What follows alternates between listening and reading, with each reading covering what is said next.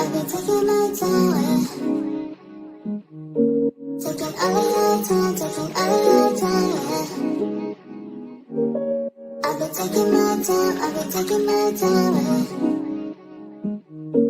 taking all of your time, taking all of your time, I've been talking about it for a while. Before we take a chance and do it, before we looking back as foolish, I've been talking about it for a while. Before we take a chance and do it, before we looking back as foolish, we got me floating, and I can take it. You got me floating, and I can't take it. You got me floating, and I can take it. You got me floating, and I can't take it. I've been taking my time, I've been taking my time, taking all of your time, taking all of your time. I've been taking my time, I've been taking my time, taking all of your time, taking all of your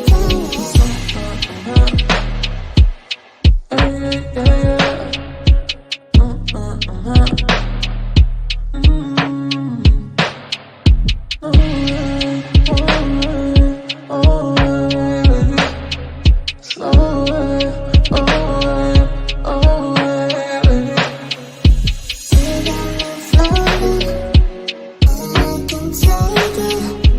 You got me floating, and I can't take it. You got me floating, and I can take it. You got me floating, and I can't take it. I've been taking my time, I've been taking my time,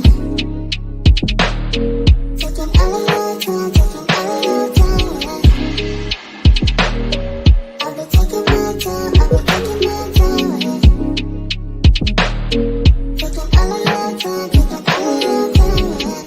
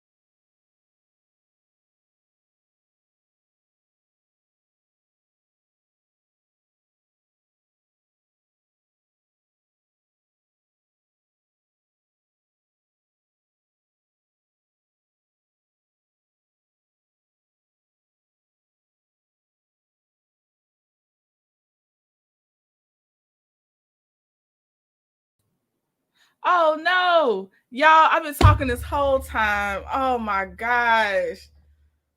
Ah! I done did all the greetings I've been going through. Oh, I'm so sorry, y'all. Can y'all hear me now? Let me wait to see y'all actually hear me before I go any further. I'm so sorry. Can y'all hear me? Sexy Mama said no sound with the crying face. Can y'all hear me? I'm sorry. Look, they laughing at me. Y'all know. Y'all know me. Why do I do this to myself? Okay.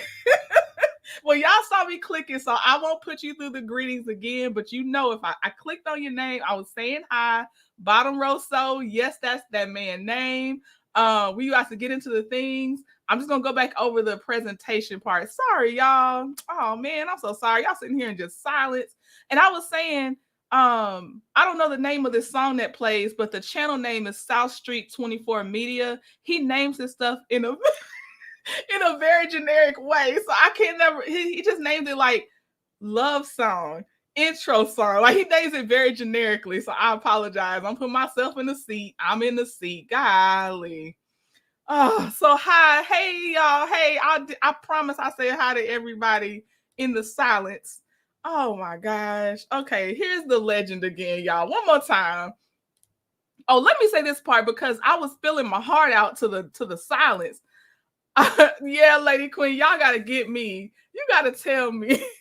I was saying that thank you for being here because this is all black and white. There's no video. So I'm very sensitive kind of because I know it's kind of dry. Y'all are still here, even though we're just going over some papers, and I appreciate you so much for being here. Um, this is one of my little passions.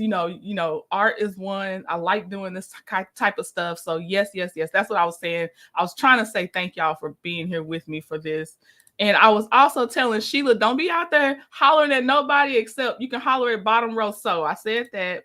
I know I'm in my chair. Golly. So hey, y'all, I promise I said hi to everybody. I'm so okay. I don't want to hold y'all too much. I know we also are chit chat members, and I'm trying to make sure I keep us in some good time. I'm not sure how long this is gonna take, but for those of y'all that can be here with me, I appreciate you so much. Um, okay, so the legend, which I mean, like, okay, over here we got blue is gonna be Scholt's attorney. Okay, that's Marsau and them. That's their company now. Zen Gardens is yellow and red. Yellow is the norm, but when I feel like he's saying something really like, oh, we need to pay attention, or like got him, like that's the red part. That was me. That I don't know why, but it's yellow and red for Zen Gardens. And then the attorney of Zen Gardens is green. He don't speak a lot. That's Mr. Rogers. He don't speak a lot because this is he's being questioned by the Scholt attorney. So his name is Vishal Shah. He's the one that is the managing member of Zen Gardens, being questioned by the Scholt attorney. That's what this is, okay? So I got us highlighted. I'll try to skip over all the fluffy fluff and just get to the part that builds the foundation. And, we see the things on why they were like, we sure didn't pay them. So, all right. So that's what we getting into. Oh my gosh, I'm so tired of myself. Okay.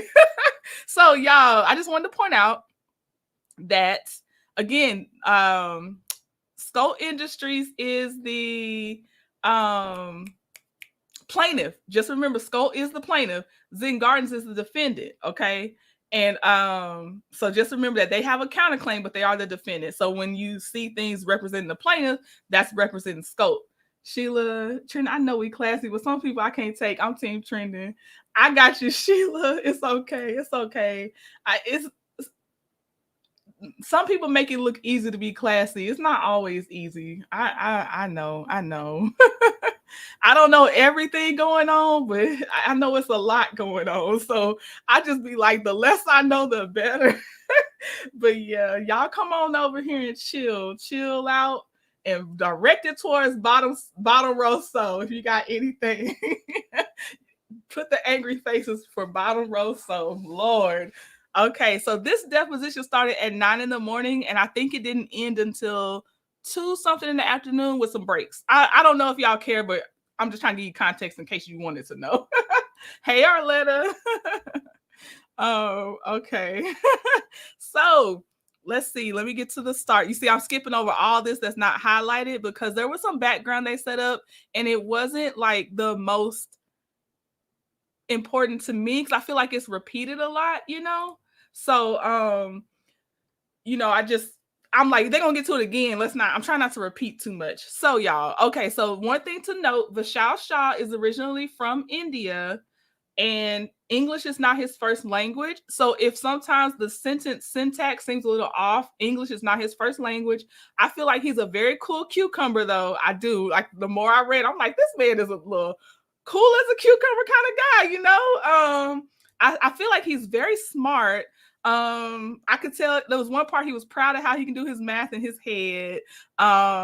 He likes to try to practice English words. I don't know if I kept some of that highlighted, but he just seems like a, you know, nice guy. But obviously I'm a think that because I don't really care for, you know, I don't care for Scholt. Like I don't care for Marsau and them. Let me get my banner up too. So again, I am reading straight from the deposition that was taken by the court reporter, videographer, and all that. I may offer some of my own opinions, but this is for critique. This is for commentary purposes. This is for research. That's what this is for. So let me go ahead and one time show the one time. Look, okay, we can talk about this. This is public record, okay? Don't start with me, Scots. Not Marcel trying to rip off. He's been in the country for a long time, but he definitely, even as he asked the attorney to repeat questions because he makes sure he wants to understand it, I already can picture Marcel fast talking this man. I really can. I can.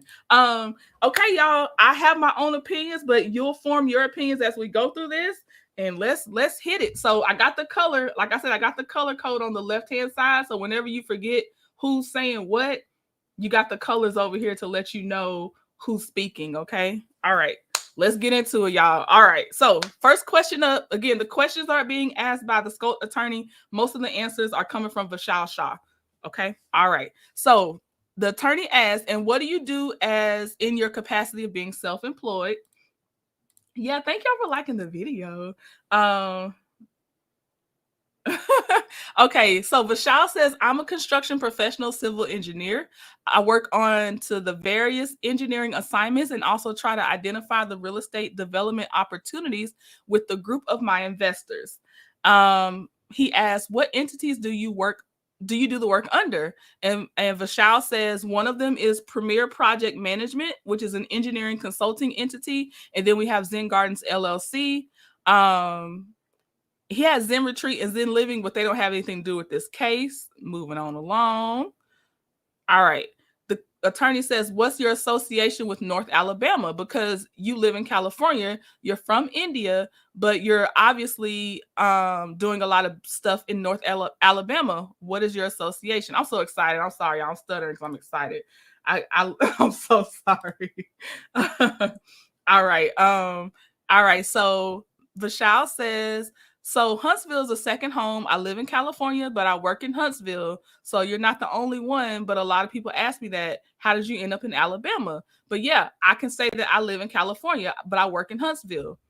And to say how he got to Alabama was, he said, a friend of mine who went to Auburn University 15 years back introduced me to Huntsville, Alabama about 5 years back when we were looking into doing something into real estate. So at that time, we used to work at a construction company in New Jersey, at the same construction company, and we were full-time employed by the construction companies. We were W-2 employees, and we always wanted to be involved in real estate, into the investing and all that. So he introduced me to the Huntsville area as a growing city. So that's how I got introduced. So that's how Mr.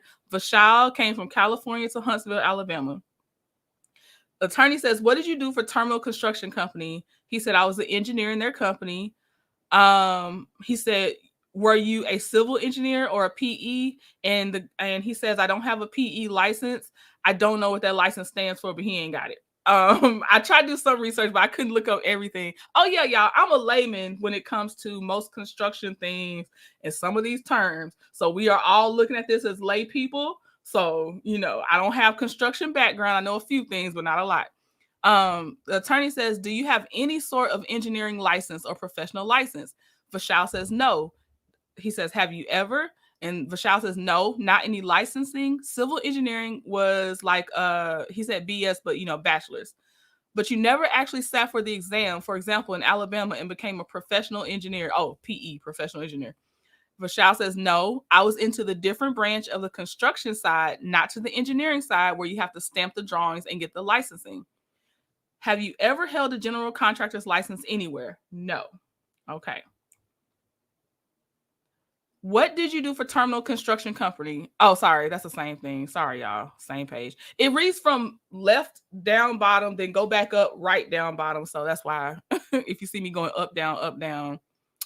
The attorney says, we talked a little bit about professional licensing for engineers.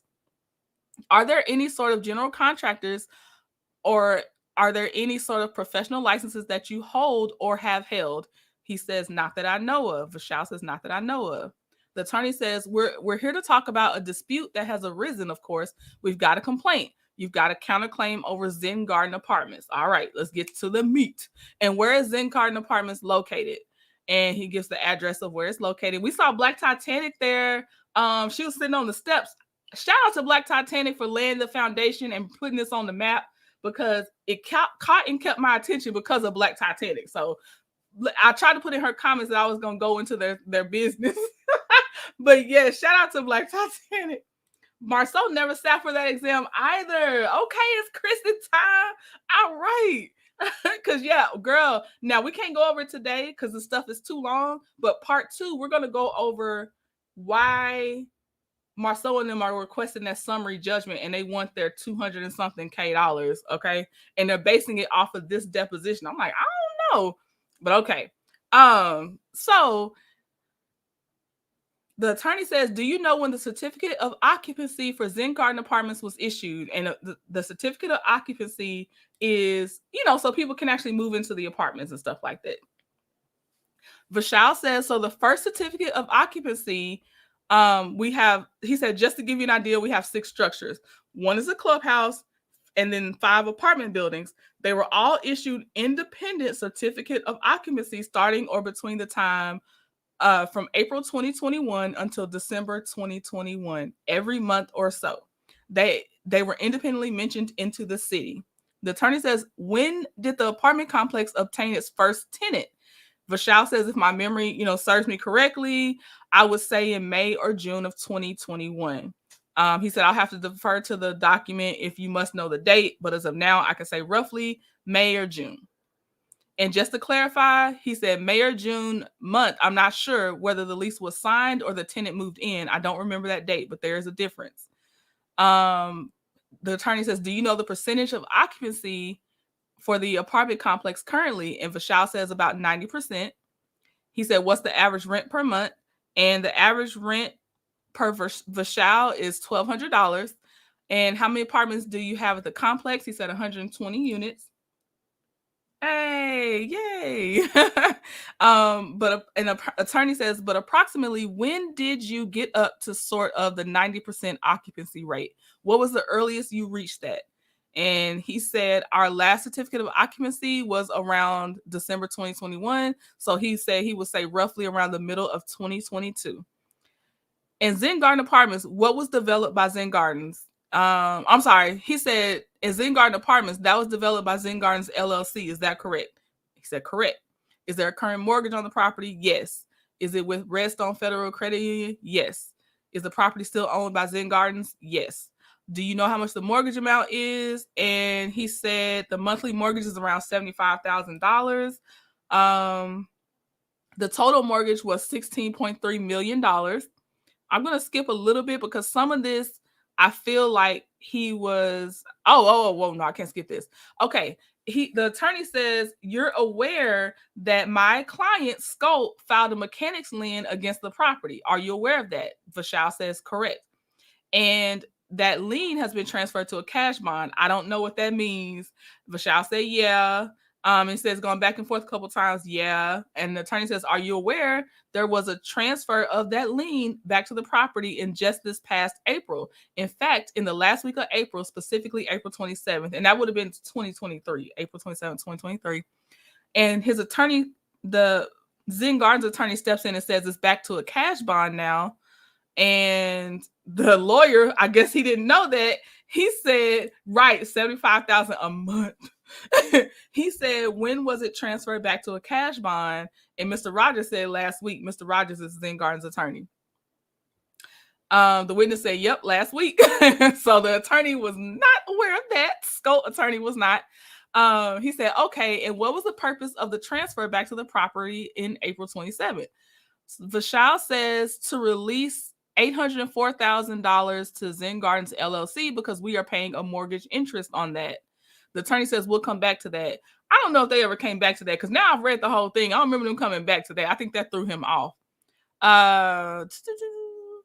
He said, when was the LLC formed? 2019, 2020. And I feel like he's just trying to get some background. What was the purpose of forming Zen Gardens? And he said, so we could develop the Zen Gardens apartment community. Let's see. Does Zen Gardens own any other property beyond the apartment complex? No. Is there any intention for Zen Gardens to become involved in any other project beyond the apartment complex that we're here to talk about? Not that we know of. What is your role at Zen Gardens? He said he's the managing member of the ownership. And he clarified, let me step back. Zen Gardens LLC, the ownership, the ownership entity is managed by Zen Gardens manager. And I tried to lay this out for y'all just a little bit. It's not, oh wait, no, that's still right here. So you see Vishal Shah on the right-hand side of my screen. He has Zen Gardens manager, and Premier Project Management, because that's going to come up. So I try to break that down because they go back and forth between talking about these companies. And the attorney says, who's the manager for Zen Gardens LLC? Vishal Shah is the manager of that, like the managing member, I guess. So Zen Gardens, the manager for Zen Gardens LLC is Zen Gardens Manager LLC. So as you can see, they're close. They're close. And Vishal says, yeah. And then he says, who are the owners of Zen Gardens LLC? Okay, so as y'all see on the right-hand screen, there was a common member. Vishal and Charles Chosky are both in Zen Gardens LLC. Then they named some other members, but their names don't come up too much, so we're not gonna do that too much. That's not that important to the case that they're building.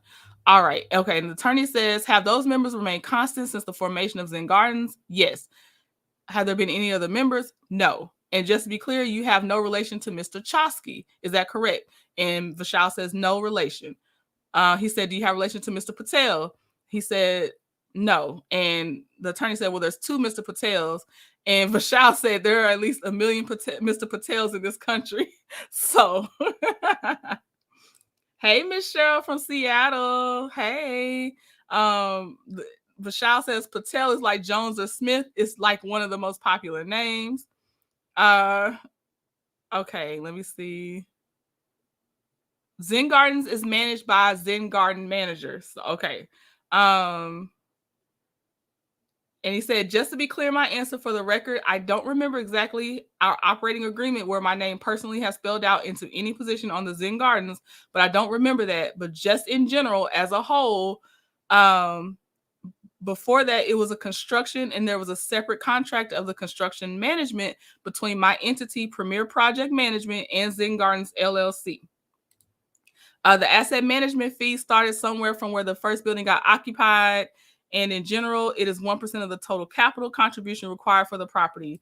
What I'll say, all this, they're building up how much is Vishal Shah getting paid to be the managing member of these companies, and why did he get paid certain fees? So just so y'all know why they're asking all these questions. Hey, Pumpkin, you made it, Pumpkin. Okay. So I'm gonna go down because when he questioned him on this, I really feel like the man gets paid. It's trackable. Y'all got the documents. Let's keep it moving. But I had to read it to make sure why he was asking all these questions. Okay. Ooh, this one. This is where it started, y'all. Okay. So it says, where's the question? Hold on. I want to make sure I get that question. Oh, I thought it was coming. It's not there yet. Let me skip on to the good stuff. They talk more. He got a lot of companies. Let's see. You mentioned the defined fee. That's more fees that he gets paid. More fees that he gets paid. Okay. Let's see. I'm not sure. More questions about his fees because they're trying to establish, I'm sure, on the Scholt side why he got paid the money he got paid, because Scholt didn't get paid, in my opinion, for good reason. Let's see. Hold on. See, they're still talking about how much he got paid. More payment, refinancing, more payment. Okay. Have any because even though I highlighted this, y'all, I gotta, in real time be like, all right, that's not that important. Here's the red. Okay, here's the red. We're getting there. Here it goes. The question says, the attorney says, you mentioned another lawsuit the apartment complex was involved in. Was that Rachel Bayer's lawsuit? Vishal says, yes. The attorney says, has there been any other lawsuits connected with Zen Gardens apartment complex or Zen Gardens LLC? Here's the red. Here's one of the things to perk up our eyes and ears. Vishal says, not that we know of, but it's just worth to mention that the Rachel Breyer's lawsuit, since you asked and mentioned that it was related to a road accident where the construction of the pavement of the road was not done correctly. So it was related to the construction side of the project. The attorney said, who paved the road? Vishal said it was originally paved by Scholt Industries and his subcontractor, T&C Contractor. He did not do a right job, and the striping and everything was off in my knowledge, and that's where this accident occurred. And we had to, he said, and they were not able to come back and rectify that, so we had to independently hire another company to help us repave that or rectify that error. The attorney says, do you know why the contractor wasn't able to come back? Raise your hand if you already know the answer. They said it was directly contracted with Scholt Industries. It was not with Zen Gardens LLC, so he never came back. So maybe Scholt Industries can answer it better, but this was my understanding. So here we go. The only other lawsuit they've had under this name is related to something that Scholt Industries did. Okay, it says, do you know if anybody ever asked Scholt Industries to contact T&C Contract? Vishal said, yeah, during the construction, I was the one that was communicating with Scholt Industry on behalf of Zen Gardens. So yeah, Luna X, we are looking at the deposition where the Scholt attorney is questioning Zen Gardens owner Vishal Shah. Right, 41 Fit. Oh, it randomly popped up. Oh, do you like Love and Marriage Huntsville, Luna? Because that's all. I don't know. I'm so glad it popped up, though. This is definitely related to Marsau Scott. Do you watch Love and Marriage Huntsville? Because we're talking about one of their construction lawsuits. That's what this is about. So let me know if you watch Love and Marriage Huntsville. And you probably either follow Chit Chat, Diana Rose, T-Talk, who are my heavy hitters? Black Titanic, I don't know, but yeah. I'm here because of somebody else you follow, and thank y'all because y'all hitting the like button is recommending me. Look at Luna. Luna is here from a recommendation. Thank y'all for liking the video. Hey, Dee Dee, I'm in the bushes listening. Thank you, Dee Dee. I appreciate you. She said, oh, snap, I'm sub to you. I never even, oh, well, I'm glad you came back. Yes, I love to go over these court documents, so that's what we're doing with Marsau. Okay. So it says he did try to contact them. He said, all right, now the attorney want to skip the subject. Now we ain't gonna talk about this lawsuit no more in this deposition that I can remember, y'all. All right, so the lawsuit, the second lawsuit. All right, so now he says, all right, let's talk about Premier Group. Who are the members of Premier Group? And as you can see, he said, who is that? And then he said, oh, I'm sorry, I mean Prime Group Developers, LLC. Who are the members of Prime Group Developers, LLC? So that's where Mr. Charlie Chosky comes in, and he's also part of Zen Gardens, okay? Charlie has the common denominator right now for that. And he said, the attorney said, do you have any sort of relationship with Prime Group developers? Vishal says no. And I think he means like he's not part of that LLC. Nobody's his family member from that LLC. Did they have any involvement in any way in the Zen Gardens apartment complex? I guess was developed, because he didn't kind of finish his sentence. Vishal says, if my understanding is correct, Charlie Chosky is one of the members of the Prime Group developers, and then there is a relation because Charlie Chosky is also a member of Zen Gardens. So that's the only thing I could think of. But other than that, again, to restate, I don't have knowledge of the Prime Group Developers LLC. I don't have knowledge. He said, do you know if Prime Group provided any financing in connection with Zen Gardens apartment? Vishal says, not that I know of. He said, all right, there's two other companies I want to ask you about. The Card Group, what involvement, if any, did you have with the Card Group? And he said, Card Group provided the owner's representative service to Zen Garden. I don't know what owner's representative service is. That's that construction talk I'm not too familiar with, but it sounds like it's normal in the industry. That's the best I have. And so Card Group it has Rushil Chosky, R. Chosky down here at the bottom right. That's the son of Charlie Chosky, okay? And then, okay, so the Card Group, did he say? Sorry, they were consulting, I believe. Okay. Vishal has no ownership or membership in the Card Group, and that's important because they're trying to justify or talk about why he brought in these extra people. Scholt is basically upset that he brought in all these extra people. That's why they're asking all these questions. And so Vishal says, it looks like my estimation was the time frame was correct, almost accurate, from February to August, that I guess the Card Group came in.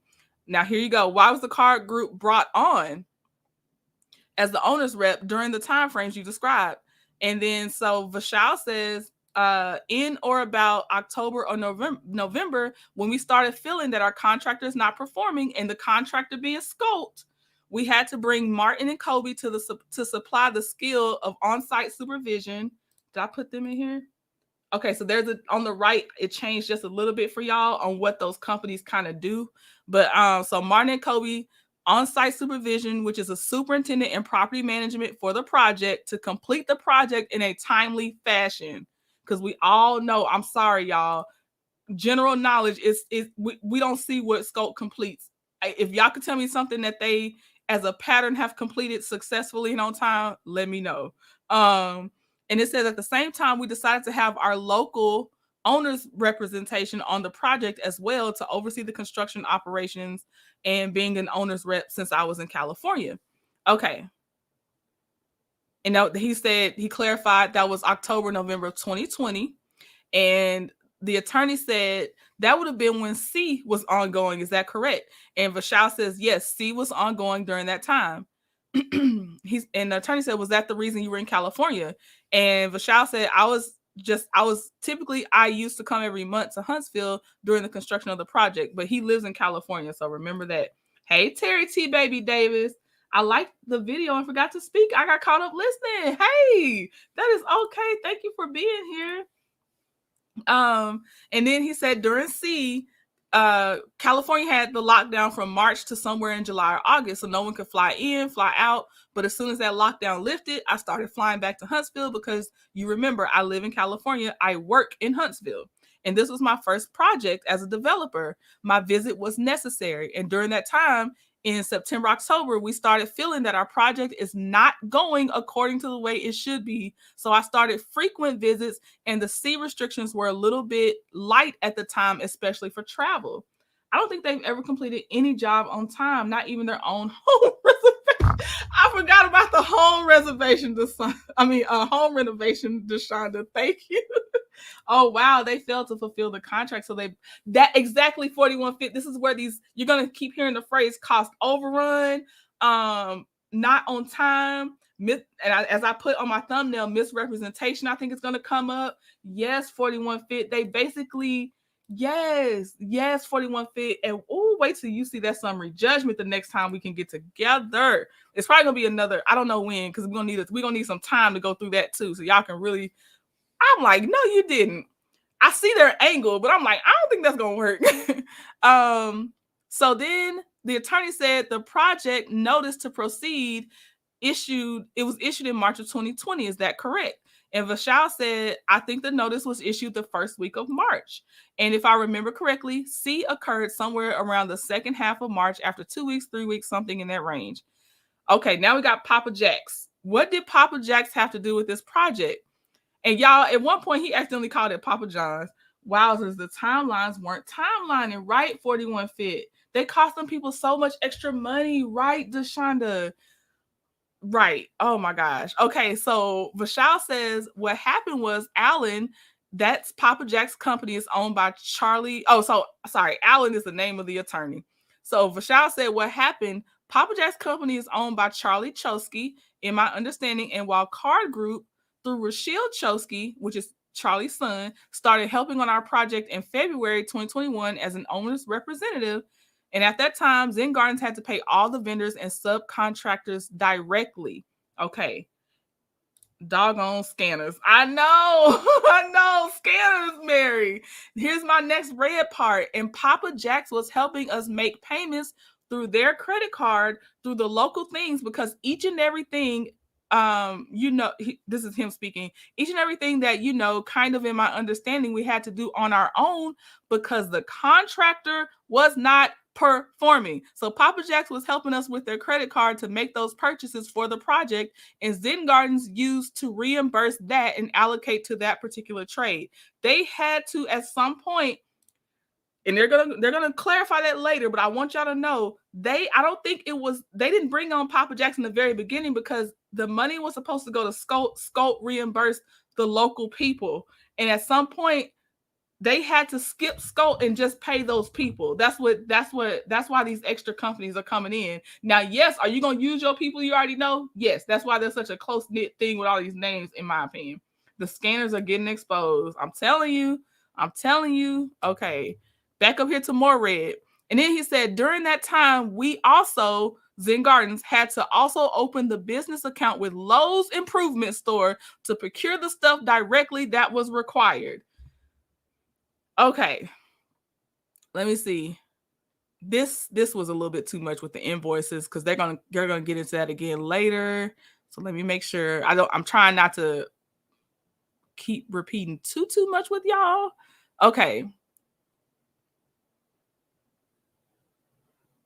Okay, let's talk. Vishal's being he's being asked about the reconciliation sheet.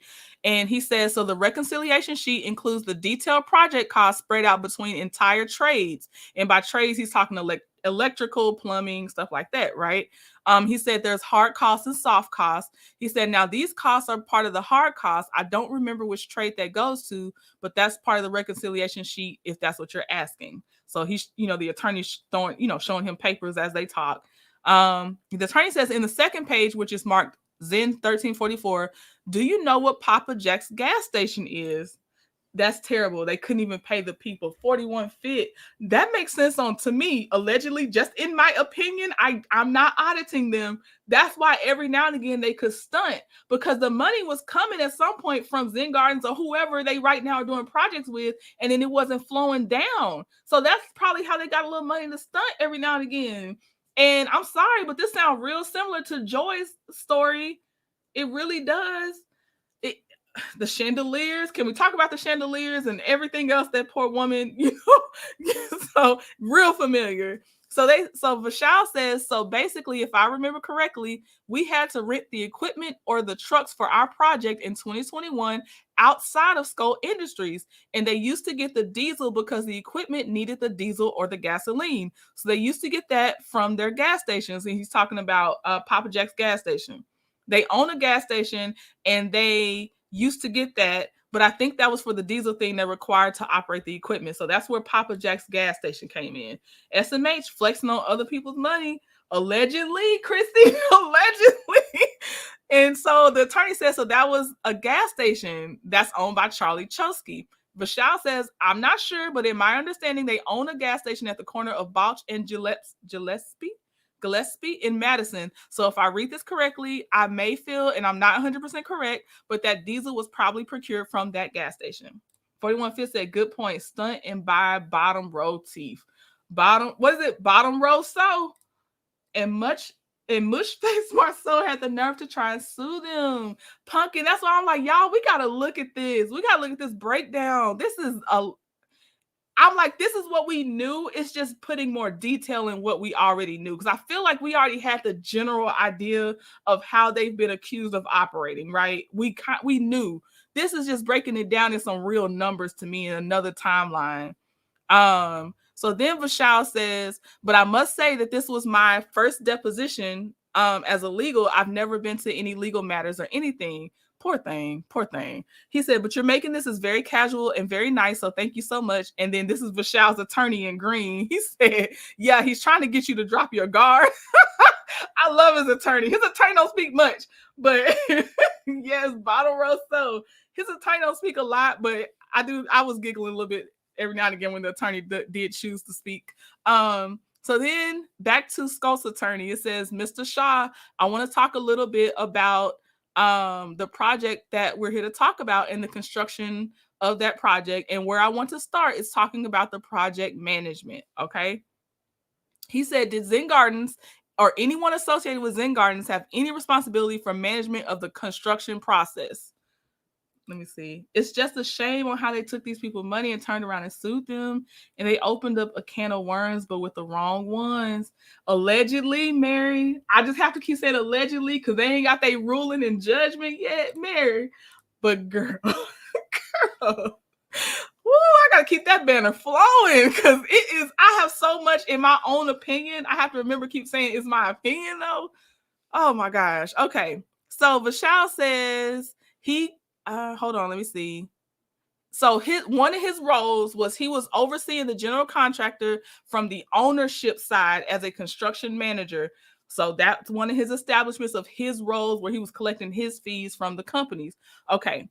The attorney says, does that entity have any employees? No. Who are the owners of Premier Project? And I think it's back on this slide. Premier Project is Vishal as well. And he said, the attorney said, with respect, does Premier Project Management, does it do anything other than serving as a construction manager for this project? Does it do anything else? Vishal says Premier Project Management, as I mentioned earlier, is an engineering company providing services to the construction engineering. He says, size of the construction industry. So Premier Project is involved in various other things related to the construction project management. During this time, it also oversaw a warehouse that was being built in Huntsville. So it was providing the similar construction management service, overseeing the general contractor. Okay. The attorney said, how much was Premier Project Management paid for their services? He's like, I got to check my records.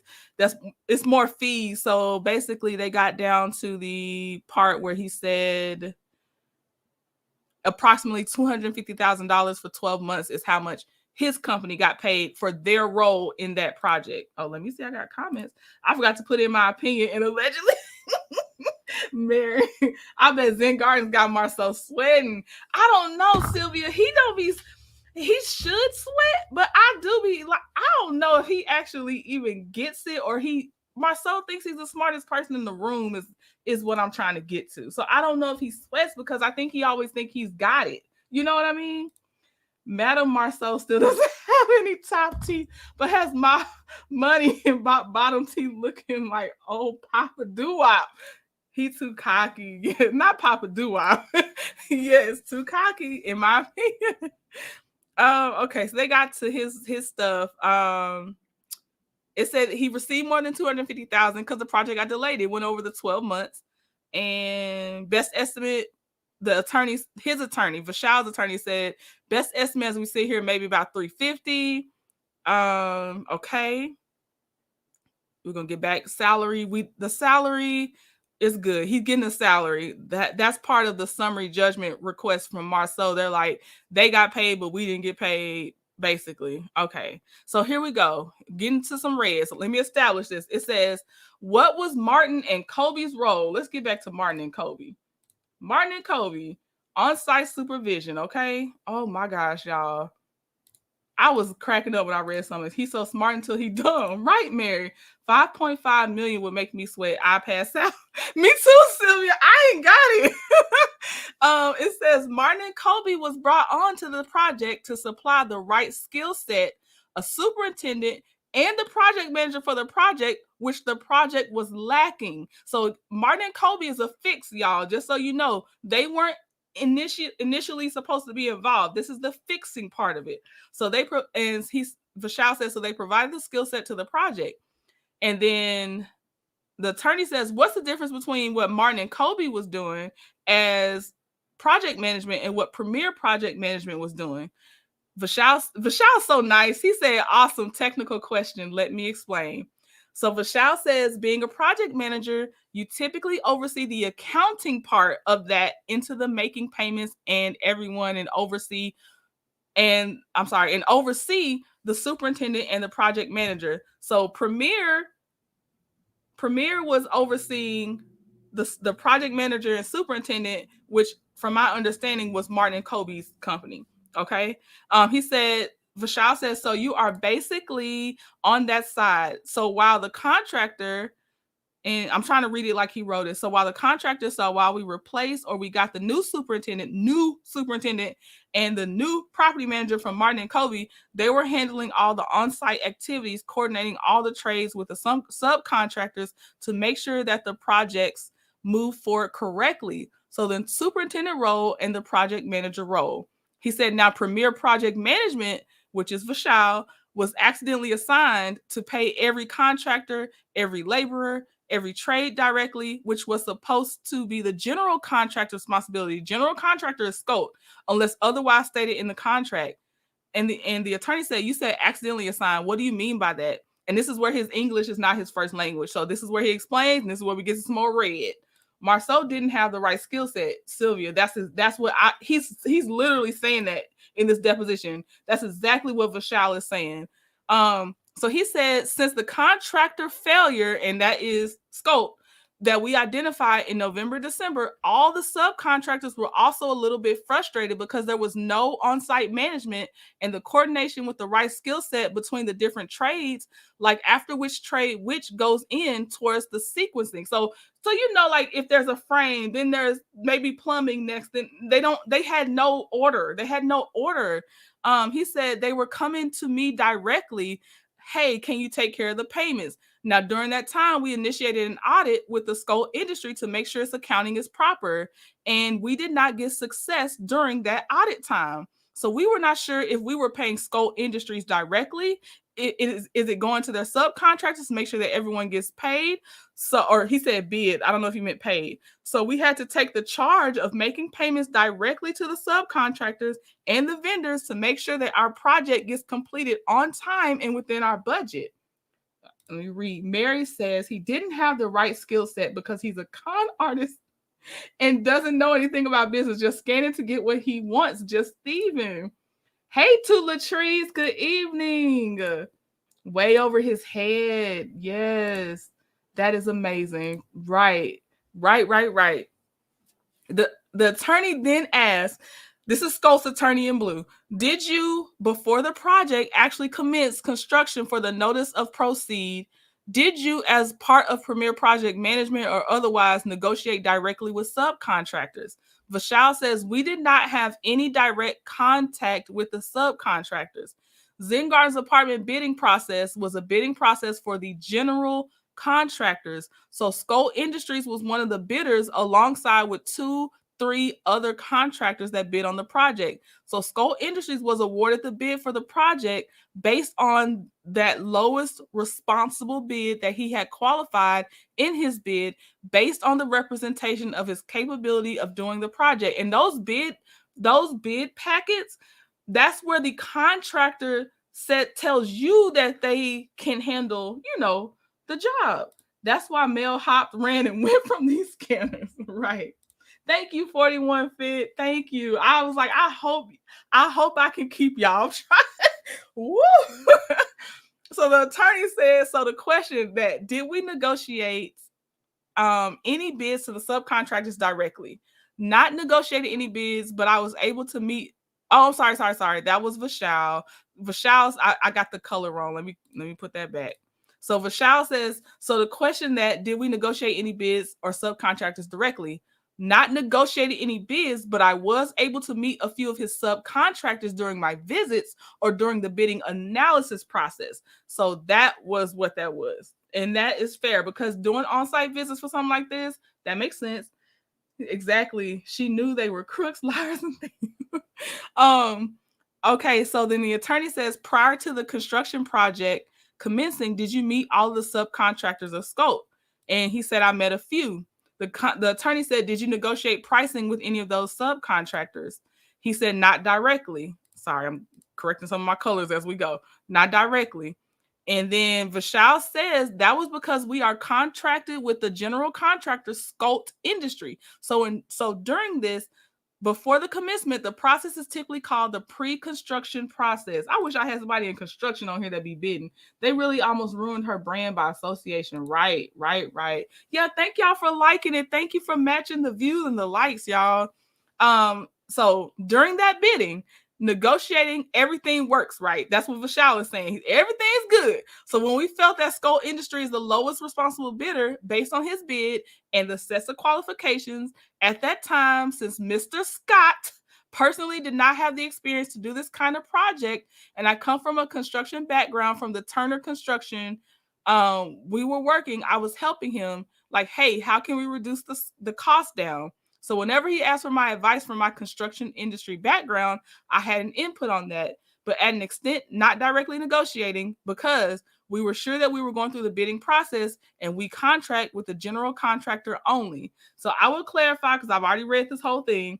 When he's saying that, you know how sometimes a small business would be like, okay, we haven't done something of this large scope, but we've done something smaller, and we're bringing in the whole town that has done it. I'm just overseeing it. That's why they're saying they still have faith it could get done, because he was supposed to be bringing in the local talent that would get it done. So he was gonna go out and, because that's the thing, you hire general contractors to then go do the work of getting the subcontractors. Okay, so he's supposed to know the best superintendent, the best project manager locally to Huntsville. This is Marsau should know. He's supposed to know the best, I don't know, like what plumbers, all them, right? And so that's why they still have faith that he could get it done, because he had whatever paper credentials he was supposed to have, and then he's supposed to be able to source and be like, I can prove that I can hire the people that have these skills, because you're not going to know how to do every skill. You're supposed to be able to get all your skills together. So that's where I feel like Vishal was coming from. I'm enjoying this. I'm hoping that Trendon doesn't get tired. Thank you, Terry. Thank you, Terry T. Baby Davis. Thank you. Where did they get the money to pay for the lawyers? Is Madame Marsau using the money he allegedly mishandled to pay the lawyers? Tisha will be in trouble because her name is on everything. Mary, you summing it up. Okay, so then Vishal says, I'm going to widen my question a bit. That's the attorney. Sorry, let me get my color coding right. He says, I'm going to widen my question a bit. At any point, did you personally negotiate with any of the contractors, the subcontractors for Zen Garden apartment complex? He was supposed to acquire SMEs. Right, because you don't know everything, 41 Fit. Exactly. SMEs are subject matter experts. That's what the general contractor, that's supposed to be one of their talents, their skills, right? And so I just want to say, I saw something in here. What was I going to say? Oh, again, the backbone of the summary judgment, where Marsau and them are saying they should at least get their general contractor fee of $200,000. They're saying that Vishal interfered too much, and that's why they couldn't do their job. Now, we're going to get way more into detail when we look at it, but I need y'all to understand why the attorney is asking all these questions. Why'd you bring this person in? Why'd you pay this person? Why'd you bring this person in? But why'd you bring this person in? Why are you getting paid more than once? That's why these questions are coming up, just so y'all know. Okay, so did you negotiate directly? So Vishal again says, not that I can remember. He says, the attorney says, okay, Martin and Kobe, which is that company that has the on-site superintendent project manager. How much was Martin and Kobe paid for his services? Okay. Vishal says about $130 an hour. And he asked which one was the superintendent. The superintendent's name was Val Collier. I could tell I was like, I must have been tired this night. The colors ain't matching. Okay. And then he said, who was the project manager for Martin and Kobe? And Vishal said, I think his last name was McCullough, and he was helping on our project for a few months. Let me hit save, make sure that stays just like that. Okay. Now, this question right here, who did Val replace? Because Val is who Vishal brought in, okay? Under Martin and Kobe, I think. So Vishal says, I don't remember who the superintendent from Scholt Industries before, but in my memory, since the beginning of the project, so say since March 2020 till December 2020, approximately 8 or 9 months, this is where we get back to that red. Scholt had a couple of superintendents that they called superintendents, but they were just laborers. In my opinion, because they were not doing any coordination in my observation whenever I was on site every month or something. And even if my memory serves it right, during the first few months, March, April, May, June, he even did not have the superintendent on the project. And this is very important for me to mention that. And this is an incident happened. And this is a real incident. And that's what kind of triggered me. So this is where he's like, come on now, hold on. Marsau could sue his job at the theater. So what makes us think he know what sneeze was? I don't know. Let me go get some water. Oh my gosh. Okay, y'all. So it says I'm trying not to say that word. When C restriction got a little bit relieved, I was on my first visit to the site. I would say somewhere in July or August. I'm under the impression that the California had a few months of travel restrictions. So under the July and August, the site work was going on. We had Stanley Construction as the site contractor, and he's one of the top contractors in the area. So he did a fantastic job. He said, now during that time when I was asking Mr. Scott, hey, where's our superintendent that you mentioned in your bid and the qualification? And he said, this is what Marsau supposedly said. We don't need it right now because Stanley is doing a great job and all that. So I said, okay, all right. And he was not able to basically, the first thing was like, whoever the people that he mentioned into the bid qualification, most of them never were associated with the project. The people he used to qualify himself as a lowest responsible bid were never associated with the project. So where was Marsau when the work was being done? The attorney's going to ask about Marsau's presence, Sylvia, but I'm going to let you guess, and I feel like you know. As you're reading this, I'm reminded of his dealings with the barber and the barbershop, allegedly. Yes, there were a lot of similarities with this part 41 fit. I started thinking of the barber as well. Spending Zen Gardens money, allegedly. So this is what he said. Okay, it says the reason that I wanted to mention this incident in my first visit to the site at that time, he said they were framing the clubhouse, y'all. He said that was the first building and the framing was up. Vishal said when I walked to the clubhouse into the entrance area that we had, I noticed something was wrong. He was like, something's wrong. And when I asked Mr. Scott, hey, can you get the measure tape and measure the height of this? The clubhouse was built about 14 inches shorter than the design. So that was the first red flag that we did not have the right superintendent onto the site, because superintendent's job on the site is to check all this work and coordinate between the trades. So that was his job. So at that time, it was the first incident. We gave him the benefit of the doubt, but during my few days of the stays, when I come to town, I stay a few days. He said the framers had to tear down the entire clubhouse. He said, now think about a 3,000 square foot building got torn down because it was not built properly, 14 inches shorter. That was a cost. That was one of the things that led to cost overrun, and it was just the beginning. So they threw out all the lumber to the trash. Now think about during C, the lumber was so hard to get. Now they had to rebuild that thing. Now, if there's no superintendent on the site, which primary responsibility for checking the work, then it comes to the Scholt Industries, right? Because our contract was with Scholt Industries. So anyways, this was just something important for me to mention to you. Straight dirt baggery. He lied on his bid. I'm telling you. To Latrice, wow. Marsau doesn't put... Terry, wow. That's a lot of inches. Right. Y'all. The attorney said, and when you say there was no superintendent on site, you mean he was not physically at the site, correct? I'm like, sir, of course he means physically. And Vashal said, I think there was no superintendent on the site at that time. He said, do you think there was no superintendent employed at all? Marsau doesn't belong in the construction industry at all. He's a know-it-all. Deshonda, I know you gotta be lying. He had to redo 2 different areas, the road and the clubhouse. That's where we at. That's where we at. 41 Fit. Okay, live, laugh, love. Oh my gosh. Stanley Construction is popular in Huntsville, Black owned. Okay. Because didn't he? I think that's did he mention Stanley in here? He spoke highly of them. He definitely spoke highly of them. I feel like I did read Stanley. The attorney said the plans you mentioned, when were those plans stamped and approved by the city? Now, to me, this is flipping a subject. We're getting back to some timelines and dates because we need to still be talking about how this man had to tear down this whole clubhouse. And they are actually bragging. Girl, stop it. I'm going to get to his actual final answer. Basically, they got a notice to proceed in March. So the drawings, he said the drawings were available May or June of 2020. Okay. Let me see. I'm getting to the part.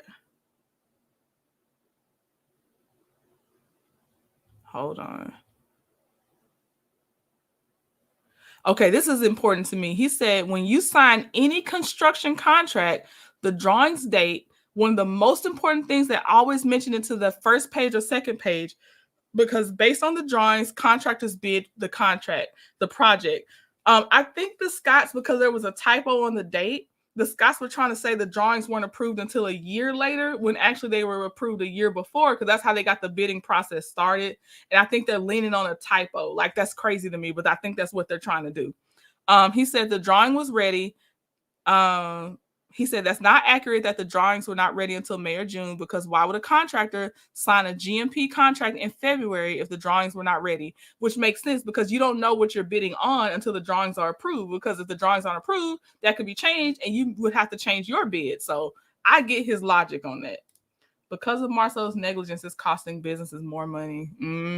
A lot. Okay, so he said, I want to make sure we're clear on record.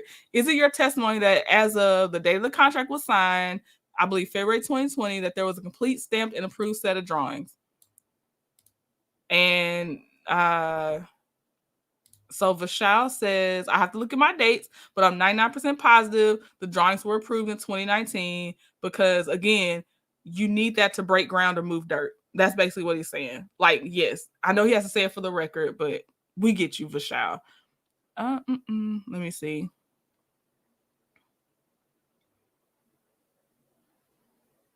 He kept asking different ways the same question about the dates. Okay, this is where Vashal had. I don't know if they were trying to lean on the fact of the location. You know where you had to build, but basically the attorney said, I want to be clear, this project is in the city of Madison, not Huntsville. Is that correct? Or am I wrong about that? And Vashal says it's in Huntsville. He said, this is in the city of Huntsville because we had to get the sewer, which was only available from the city of Huntsville. Somehow the U.S. Postal Service gave us the Madison city address, so it's Madison town because of the sewer. But he said it's Huntsville, which I'm like, I feel like y'all really just trying to pick something, just trying to grab something. Okay, let me see. All right. So what did he say? He said, let me ask you this. If you know, could Scholt have began construction of the buildings that's part of the complex prior to the approval of the building plans by the city of Huntsville? Vashal said, I love Vashal because he be clarifying his butt off. So what you are asking is that did Scholt start the construction of the buildings, any of the buildings, before the approval of the city of Huntsville? And Vashal says, in my understanding, absolutely no, because how can you start the buildings without the approved drawings? The city would make a red flag, or the city would not, because you have to pull the permit, right? And he said, this is my understanding. I'm not sure if it's different at that time, but in my understanding, you have to pull the permit first. Tisha better get ready to be wearing her prison orange once they lose this case. Because not Grandpa T's husband. Got her in a bind. Not Mary. Grandpa T loves me. You killing me, Mary. Did you ever personally tell anyone from Scholt the plans are not final, they're not approved, but go ahead and bid? Vishal said no. And as much as Vishal liked to talk, Vishal just said no. He said, I would never do that. I've been into the construction industry since 22 years. So this is not something that you start without the permit. Don't play Vishal. Okay.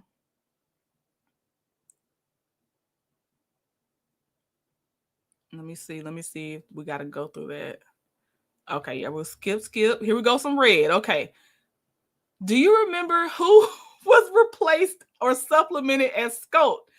And at first, Vishal says James Freeman, right?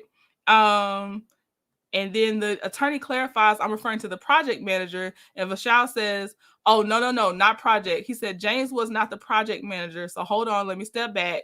He said, we're talking about two different positions. One is the superintendent and one is the project manager. The attorney says, let me ask a better question. Who did William replace? Y'all, Vishal said, this is not easy to explain, so let me explain. Not easy to answer, so let me explain.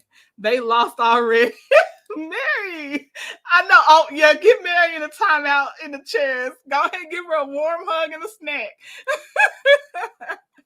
Okay, so Vishal, who did William replace? Vishal said, we were told by Scholt Industries, y'all, please, just look at this. We were told by Scholt Industries that Mike Scott, one of Marsau Scott's uncles from Texas, he's a project manager for Zen Garden Apartments, y'all. Come on in the room. We can have a good time. And he said, Vishal said, in my 22 years of the career and probably 30 to 40 years of the legal career, I have never seen a project manager being remote on a construction project. Let me get your chair. Oop, hold on. Pull up a chair. Go ahead and pull up a chair. There you go. He said, this is not technology. This is not IT. This is construction project where the people who work, especially from the construction company site, who are on site or local here, right? He said, so the reason this is important for me to explain, and I was told that he used to come once a month onto the project site and managing the project remotely over there. He said, I was never convinced by that answer. Sorry, let me see. Terry said, oh, wow, this is good. Not the uncle from Texas, y'all. The uncle from Texas. Hey, love, kid. So, the uncle from Texas is a remote project manager for a physical construction site, y'all. All right. And then Vishal said, however, during C, for the few months that because of COVID, everyone, I said it, was getting the benefit of the doubt. He was like, hey, this happens through C. That's what Marsau said. Hey, this happens through C. That's what Marsau said. He said, it's a lockdown. We cannot do anything, right? He said, so the same benefit of doubt was given to Scholt Industry by our ownership that, okay, he's remote, but as long as the work is performed on the site on schedule, we are okay. Vishal said that was okay for the first few months during the constructions. He said, say from about March to May of 2020, I'm thinking, right? He said, but when we realized that Alabama was the least affected state in C, where most of the things were working better than the other states, especially for construction projects, because they were outdoor projects and there are very less restrictions into the outdoor activities during C time. He said, and when we saw that all the other projects around us are mostly functioning normally. So they looking at other construction projects in Huntsville like this is functioning okay. Like, what is going on? This is crazy, right? They were having Zoom meetings. Veronica. That's what they saying that Marsau and his uncle were doing. Oh, thank you, Miss Cheryl Tuff. Thank you. Hey, Minerva. We diving deep, Minerva. Oh my gosh. Okay. So we did establish that other places, other construction sites in Huntsville were functioning normally around this time, right? He said going perfectly on schedule is what Vishal said. And so Vishal says, so at some point during May or June or July, we started experiencing things are going a little bit off track and we don't have the right explanation or the response. And when the ownership asked the contractor, which I think he's talking about Scholt, they typically talk with the project manager, not to the superintendent directly. And we talk with the project manager because project manager is typically the supervisor of the superintendent. Okay, so it's project manager, then superintendent. And he said he gets all the things, right? So whenever I asked Mr. Scott, hey, I want to talk with your project manager, he said, I was never, given his contact or, basically able to talk to this person. Is that the same uncle that was helping build Scott Manor on Rock Mountain?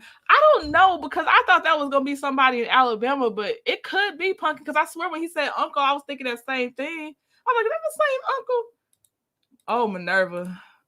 I can't even summarize. You might have to do playback, Minerva. I got the color code up here for you to show who I'm reading. This is Vishal is answering for Zen Gardens, and it's a lot.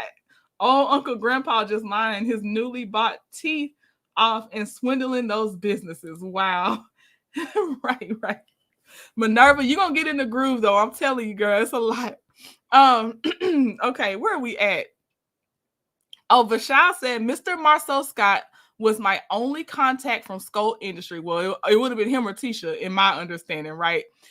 He said, I did not know any employees on the Scholt Industry that was listed on his, and it says RFP, which I know RFP is request for proposal. He said the bid that he submitted. So when Marsau Scott was asked by me, hey, I think I need to talk with your project manager because in my experience from the construction industry, this is not working. Vishal said, I was always given an excuse and never was able to talk to, he said, Mr. Mark or Mike Scott, who was a project manager uncle from Texas.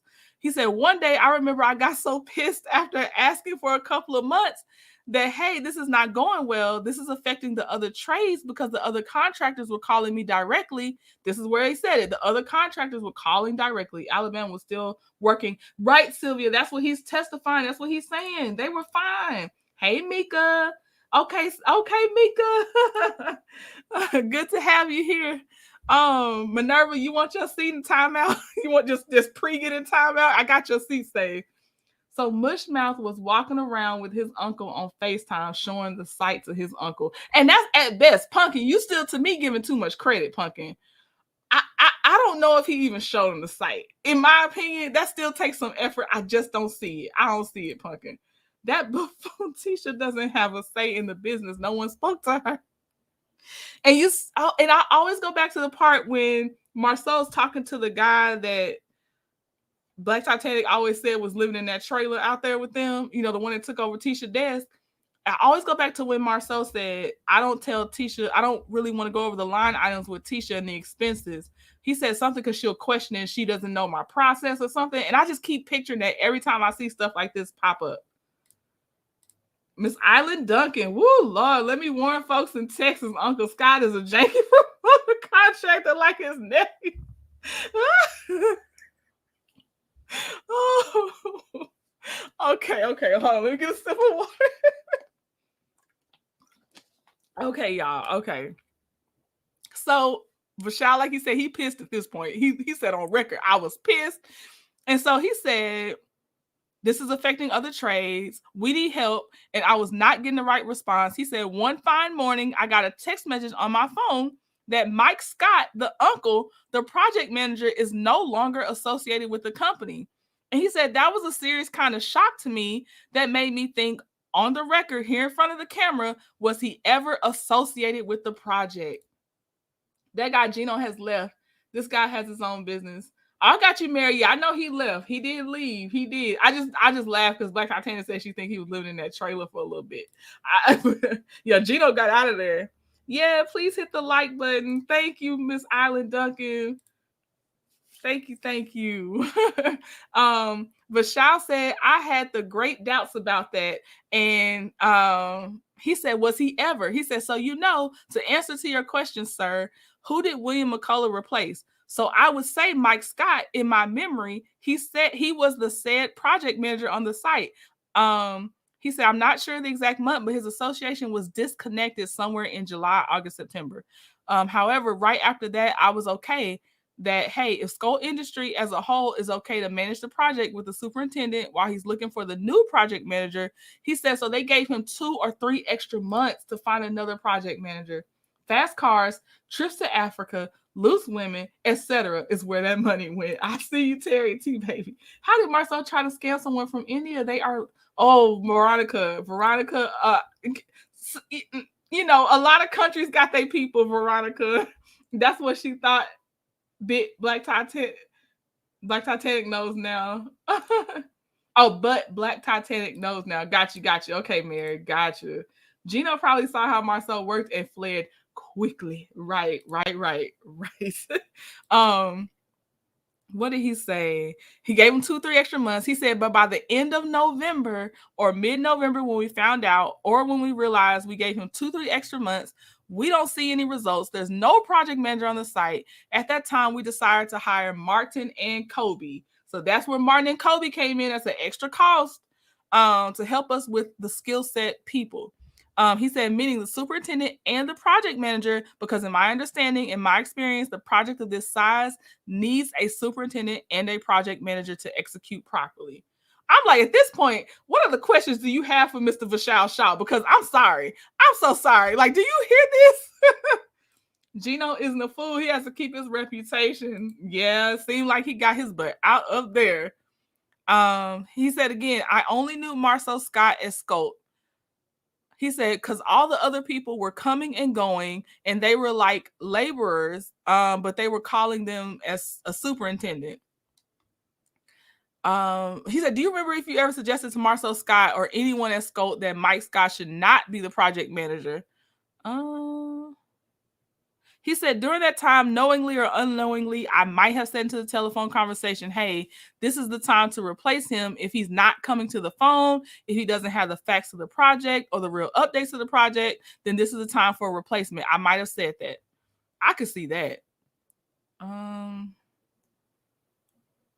Did you? So basically, he said, communication was always a challenge. He also, I clearly remember that he was not even participating in many team calls. So I guess he got on a call or two. Gino was there for the fake storyline only, in my opinion. Pumpkin, I'm sorry, but I feel like there was never paperwork done to really honestly bring Gino on. I agree. Marsau should just stick to buttering popcorn. Hey, let's be clear. How are you? Okay. The attorney said, were there any other concerns with Mike Scott as you sit here today? Vishal said, yes. Unfortunately, we did not have much interaction because of the challenges that I mentioned. So there was no much concern, but I think that summarizes it. Okay, here we go. Here was Sylvia. I think Sylvia said, was Marsau even ever there? The attorney said, was Marsau Scott on site? Because he's here in Huntsville. He's local in Huntsville. Yeah, he's local in Huntsville. Sorry. There's something about Nashville in here. I guess that's where they formed their LLC, possibly, the Scholt LLC. Nashville's just for the name. I think super unintended is more likely. Right. Yes. I'm trying to get to the part. Let's see. Because he keeps going over dates over and over and over for the same thing. Okay, so let me establish this. Marsau, according to Vishal, who is the owner of Zen Gardens, said that not one milestone was met on time. I think they had 3 milestones. None of the milestones were completed on time by Scholt, okay, according to Vishal Shah. Marsau would probably put butter on stale popcorn. I guess Marsau's phone didn't work in Alabama. So the first milestone was to give the clubhouse and the first building at certain months, and it was going to be leased for occupancy. And he said that was supposed to be at the end of 6 months or 9 months. Okay. He said phase 1, building 1, clubhouse. He said, and then phase 2 was supposed to be building 2 and 4 and 14 garages. So he said phase 1, 6 months from notice to proceed.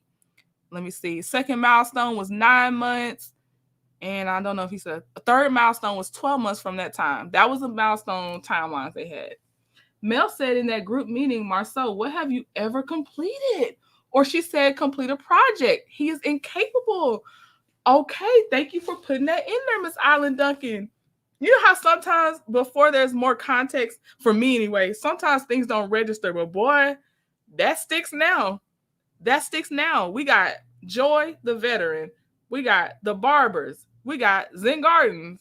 And then thank y'all, the Trini that sent it to me. I don't know if that was Linda, maybe who said that, sent me the thing about Marsau is apparently building in Mississippi right now for one of the hotels.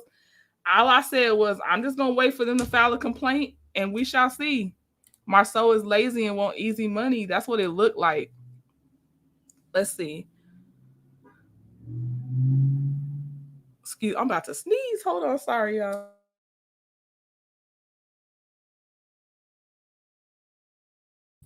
Okay, whew. It didn't want to come, of course, because I muted myself. Now, if I didn't mute myself, I was going to sneeze. He's incapable of being a husband and father. Oh, baby shark teeth. Bottom row so. Okay, so the 6 month, 9 month, and 12-month milestones were missed. Let's see.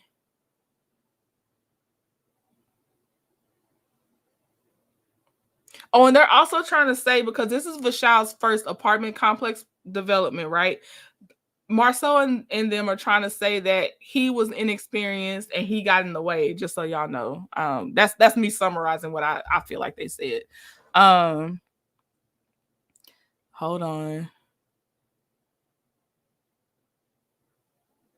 Okay, he said that it's my understanding that the contractor is obligated to complete the project based on that set of designs within the terms of the contract, which is typically the time and the cost, especially the guaranteed maximum price. Okay, he's asking who reviewed the contract for him. And the reason he's asking that is because he feels like Vishal missed a very important part of the contract. So he keeps asking, did you read it yourself? Just your attorneys? Blah, blah, blah. He's asking that. He's messing with federal money. He playing with fire. Oh, was that? Oh, that's why I could. Yeah, you're right. Because this was on a federal database. That part, Mary. So, oh, you're good, 41 Fit. Marsau for in his own way. Yes. Okay, so they start asking about the material, right? I'm gonna sum this up for y'all. I'm gonna find one good part to read y'all, but I'll sum up the rest of this part. So the material, although see what's happening, material didn't get backlogged for them like that for a long time. So it did not hinder their construction, although I think it seems like maybe Scholt was trying to say that was one of their reasons their timeline got pushed back.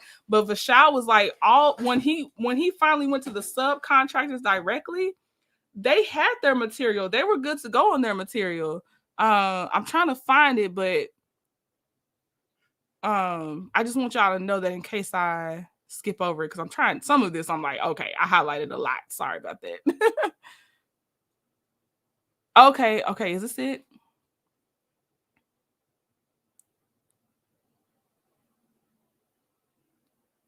Okay, here it is. The material. Vishal says, it says, y'all, I'm tripping, that they're equal opportunity scanners. I think projects are money grabs. Pumpkin, that's what it's looking like. That's what it's looking like, especially because the general contractor is paid to then supposedly pass it on to the subcontractors and all this other stuff. That's what it's looking like, Pumpkin. Okay, it says Vishal says on our project, we got so much stuff from India and China during 2020 and 2021. We never had a problem with delivery. He said we're taking 10, 15, 20 containers of the load. He said all the kitchen cabinets, quartz countertops, and all the apartments, including the apartment and fencing. He said so much stuff we got from India and China, and this is international shipping, was affected heavily. He said, but we did not feel it because we were able to place the order on time with the effect that C did not affect us. So that's where he said the material thing did not affect them. Okay. Let me see. So the attorney says, so you're telling the jury that in 2020 there were no delivery problems as a result. Vishal said, in my opinion, because we see that in our other subcontractors, they were not having any problem.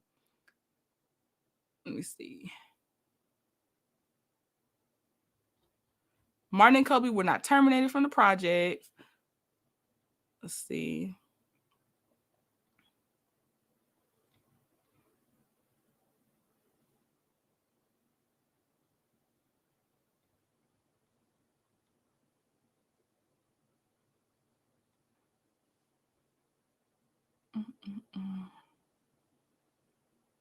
Okay, this is where they're getting into how many bids did you receive. I think they're going to talk about the actual fraud word in a second. Okay, so it says we received 3 or 4 bids. Okay, and then it says, I don't remember the name of the other companies. $1 million. I can't remember if they're asking. I'm trying to see how much lower did Scholt come in than the other ones. That's what I was trying to look for. But I'm gonna get to his red part. Okay, so Vishal says, in my opinion, Scholt submitted a bid that had the lowest number that could accept his bid based on his organizational capabilities to build this project for us. It says, in ownership's opinion, Scholt breached the contract and in failure to perform on our contract could not deliver the buildings on time based on the contractual milestones. He said, I don't even know. I may have mentioned earlier that I only knew Marsau Scott, so it portrayed, a picture larger than life. You know how Marsau, we've seen him. So Marsau's doing that grandiose stuff to him. Marsau was larger than life. See what happens when you hire the qualified? Stuff arrives on time. Right. And the attorney said, I appreciate that, but tell me, was there anyone from Scholt that said to you that you believe was untrue? And he said, the attorney's like, because you sued him for misrepresentation. That's where the word came from, misrepresentation. And Vishal said, yeah, based on my understanding and the ownership's understanding, first of all, the organizational structure, he said, our project was not staffed properly with the right skill set capability required for the multifamily project. Vishal said, in my memory, the staffing that he mentioned that he's going to staff the project listed many experienced people. I don't remember any of them working on our project except the uncle, Mike Scott. He was a remote project manager, and Marsau Scott himself is owner of the company. He did not work personally on it, so he was not part of the employees that were supposed to work full time on the job. So that kind of was a false to red flags to us. Baby Shark. Tell him to go check the Scott's renovated home. That's probably where some of the material Miss Island. Mika said, but if he's not completing milestones, he's not getting paid. So I'm confused on his game. Oh, no. Mika, let me get you back. Let me get you caught up. The money he's getting, see, that's a separate fee. That's what he's trying to get his summary judgment for the milestone payments. But he was getting payments that he was supposed to pay the subcontractors and, just go out and buy the materials to get the job done. So money was going to him, but it wasn't supposed to be that he kept it. It was supposed to keep flowing from Marsau down to the people that invoiced them for their services. That's where the money. So no, he didn't get his contractor's fee, but it was money going to Marsau. Yes, ma'am. Okay, Vishal says all these resumes and the list of people that he mentioned we never saw. He said like this, check black too, right? Like this chart. He's pointing to a chart. He said, this is the chart. The senior project manager, Michael Scott, he was a remote project manager. Then the project manager, principal project coordinator, site superintendent, he said he was not there. And he mentioned somebody named John Carroll. So most of the people that he mentioned, they're going to be on the site, were not there.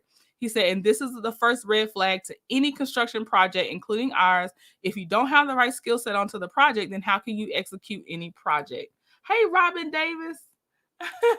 How are you? I feel like I just saw you, Robin. Oh, it's a time and material contract. I think so. And maybe I don't know if it was a cost plus, Mika, as well. Because I feel like there was something else in there that made me think cost plus. I'm not sure, though. But yeah. Those time and materials, oof, they leave it a little open. Let me see. Like, it wasn't definitely dependent just on milestones, Mika. Heck yes, check all the Scots. Okay, so this is where Vishal just says it. He says, so that to us is a fraud. And the attorney keeps saying, I want to focus on what you claim Scholt lied about. I'm like, sir, what do you mean you want to focus on? This man's been saying nothing but what he thinks they lied about. Okay, let me see.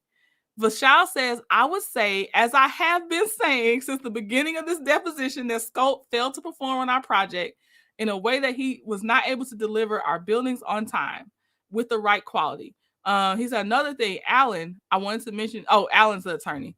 In addition to the right skill set, Scholt did not have the right subcontractors on our project. Scholt hired inexperienced subcontractors on our project, which were lacking the capability that is required to execute the multifamily project. And because of that, we have seen so many construction defects on our project that we are experiencing as of now. And this is important. He said, this may not be the yes or no answer, but this is important. So the first fraud is the right skill set. The second issue is the employing of the right subcontractors to do the job. Okay. Black, because didn't they recently do some renovations there? Oh my gosh. He was using the money for Scott's personal gain for their business, allegedly. Allegedly. Oh my gosh. Let me see. Okay, he's repeating his examples because I feel like he has to keep repeating for the record for the attorney, because it's, again, that, like they said, this could go to the jury. So I'm not gonna reread what he already broke down to us really well.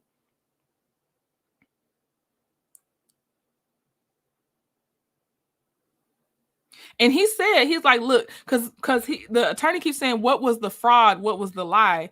And Vishal's like, the negligence, misrepresentation, or the fraud right now in the real world, I don't know the difference between the fraud and the lie. So I'm not sure how the legal world works, but this is what I could say in terms of the fraud. And he laid it out again. I'm trying to see if he laid anything out new. Okay, I like this part. Let's see. He said, there were many of these lies. I'm always onto the site, never onto the site. I was told by the Martin and Kobe guys who were directly employed by Zen Garden. So there were not any specific scenarios that he did. But in general, I would say he would always say that you're going to get delivered this building by this date. It never happened. You're going to get this thing done by this date. Never happened. So throughout the course of this construction period, I don't remember a single thing that he mentioned, and he was able to deliver on the date. And that goes back to Melody's words about not finishing a project. Okay. Oh, and this was so awkward. Now, he didn't come in the room, I think, but they were like, Mr. Scott is here. So at some point, Marsau was outside of the office, I guess, while he was getting his deposition done. Okay. Let's see.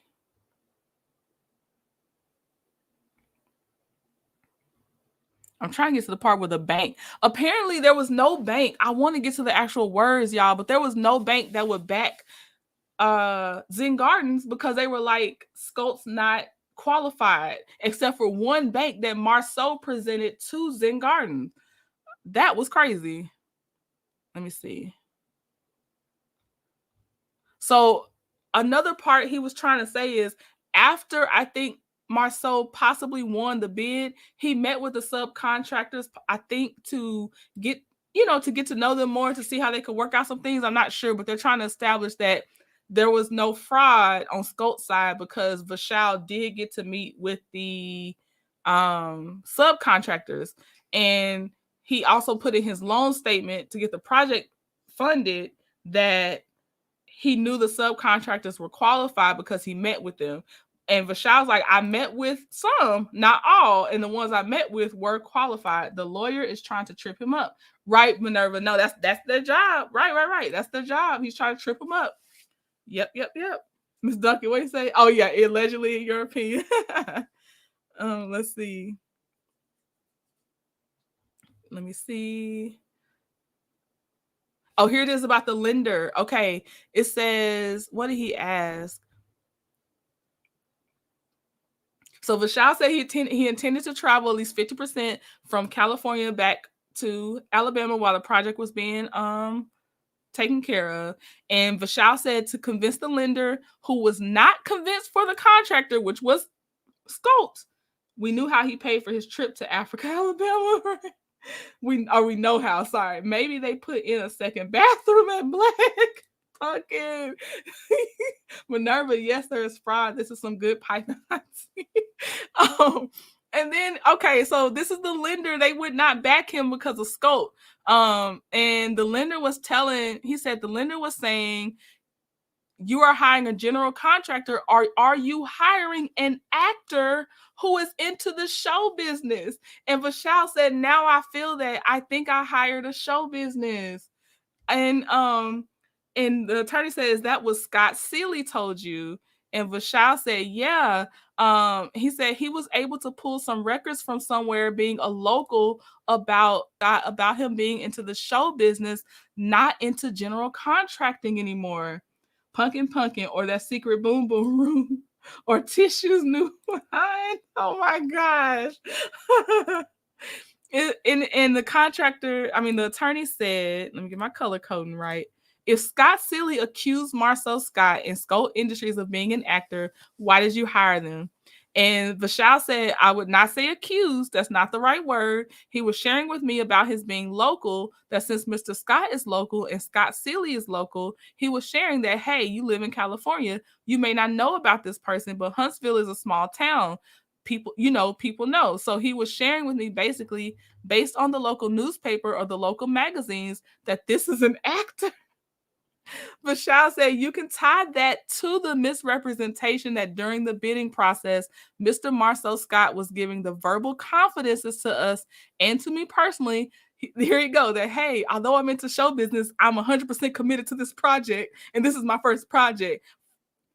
I want to do this. Give me the opportunity so I can give my 100% and grow along with the general contractor. Can you hear him saying that? I totally can hear myself saying that. The attorney said, do you believe anything you said in this October 2018 or 2019 email to Scott Seeley? Do you believe anything you said was untrue? Vishal said, the current difference in the bid was 1.5 million between Scholt and the next lowest person. He said, which makes us lean more towards him for appropriate factor of safety for everyone. And he said, so you're leaning towards Scholt because he's cheaper, and Vishal said he was portrayed as the lowest responsible bidder, because you do have to verify, not an actor, right? 41 feet allegedly, in my opinion, right. Here's the thing, y'all, with those contracts, you really have to prove why you don't go with, especially if this was federal, the lowest responsible bidder. Now you have more leeway because you're looking for responsible too, so it doesn't have to be the lowest bid. But boy, if you go for the higher one, get ready for protest, delaying project that way. So I think he didn't want to maybe do the protest, and between how Marsau act, you don't really know about Marsau, I guess. I don't know. With Marsau, I can't, but I'm just trying to say how Vishal may have seen it, that I'm going to go with the lowest so I can avoid these protests from the other bidders if I go with someone else. Because Marsau could have protested, like, how can you prove I wasn't going to get these people I represented as these skilled people and, stuff like that. So that's why it's lowest responsible bidder, 41 feet, he paid for that. Go back up. It talks about West Virginia? Is that what you're saying? Hold on. Let me see. How far I need to go back up? Where am I at, Val? WV talks about, I don't know.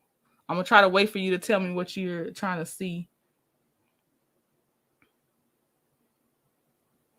How far up? WV. Let me see. I don't know.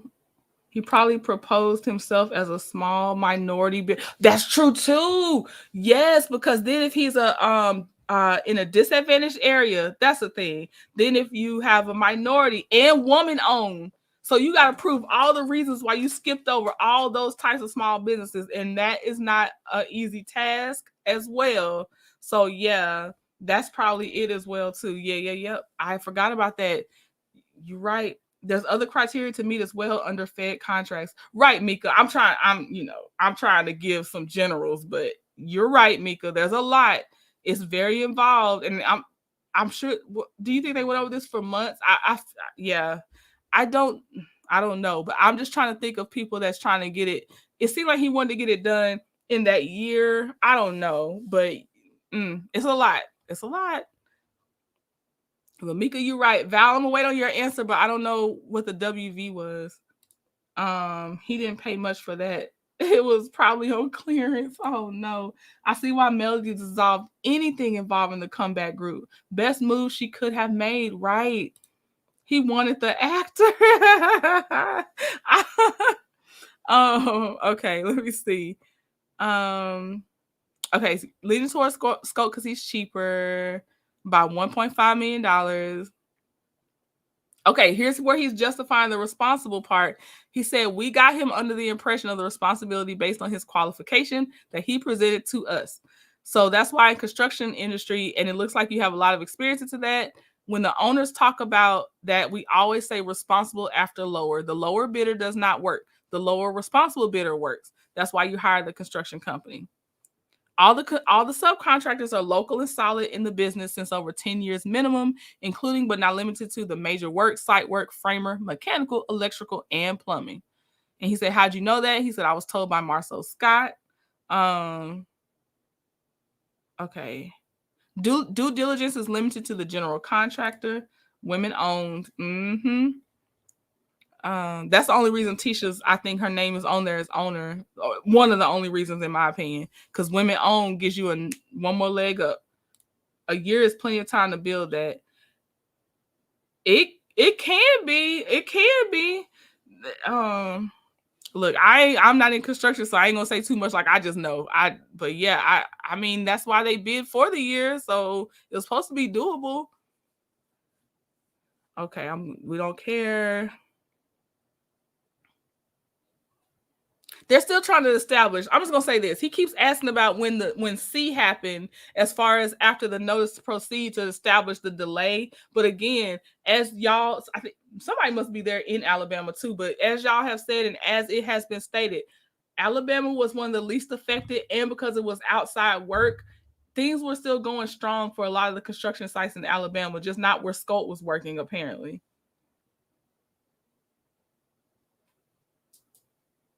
Okay, so this is where the attorney says no portion of the fee has been paid as we see here today, has it? And we're talking about Scholt's fee.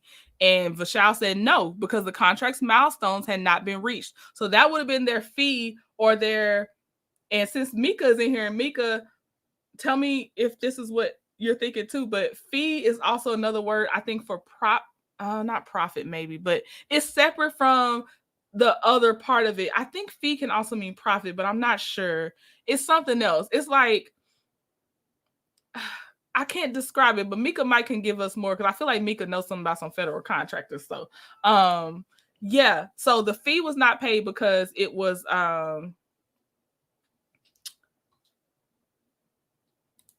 let's see. Yes, this is why they're trying to get into Mississippi as well for that grant money under the criteria. Black-owned women, which is where Tisha comes in. Miss Island Duncan. Okay, girl, down here, hotels come up in a year and apartment complexes too. Okay, Minerva. Thank you. Thank you for adding that.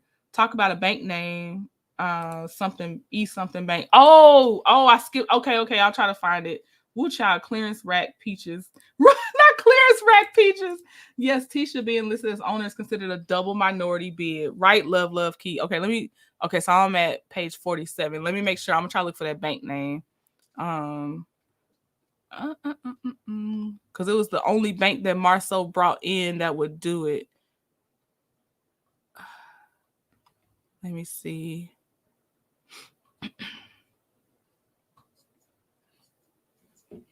Okay, it's somewhere with Scott Seeley. They mentioned this bank. I'm pretty sure.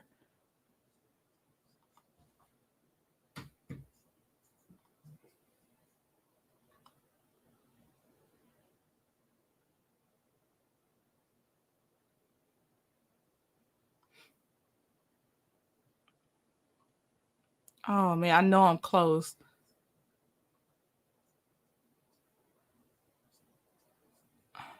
Sorry, y'all. I might have to find it later just to keep our timetable. I'm sorry. Let me say Eva Bank. Was it Eva Bank, y'all? Okay. I cannot find it. Let me do Control F. Let me see. Oh, I'm on the wrong tab. Hold on. Let me try here. Let's see if Eva Bank is it. can't just type the word bank too. So I've heard of Eva Bank before. Okay. Let me see if we got Eva in there. Nope. Okay, let me just type the word bank. Oh, there you go. Look, Eva Bank. I guess it was. I don't know why it wouldn't just come up, but yeah, in the you see it's mentioned here. Page 50. Oh Lord, I don't these notations. I did not get myself familiar with these notations. Maybe 163, maybe page 163. Let me check. Let me go back. Hold on.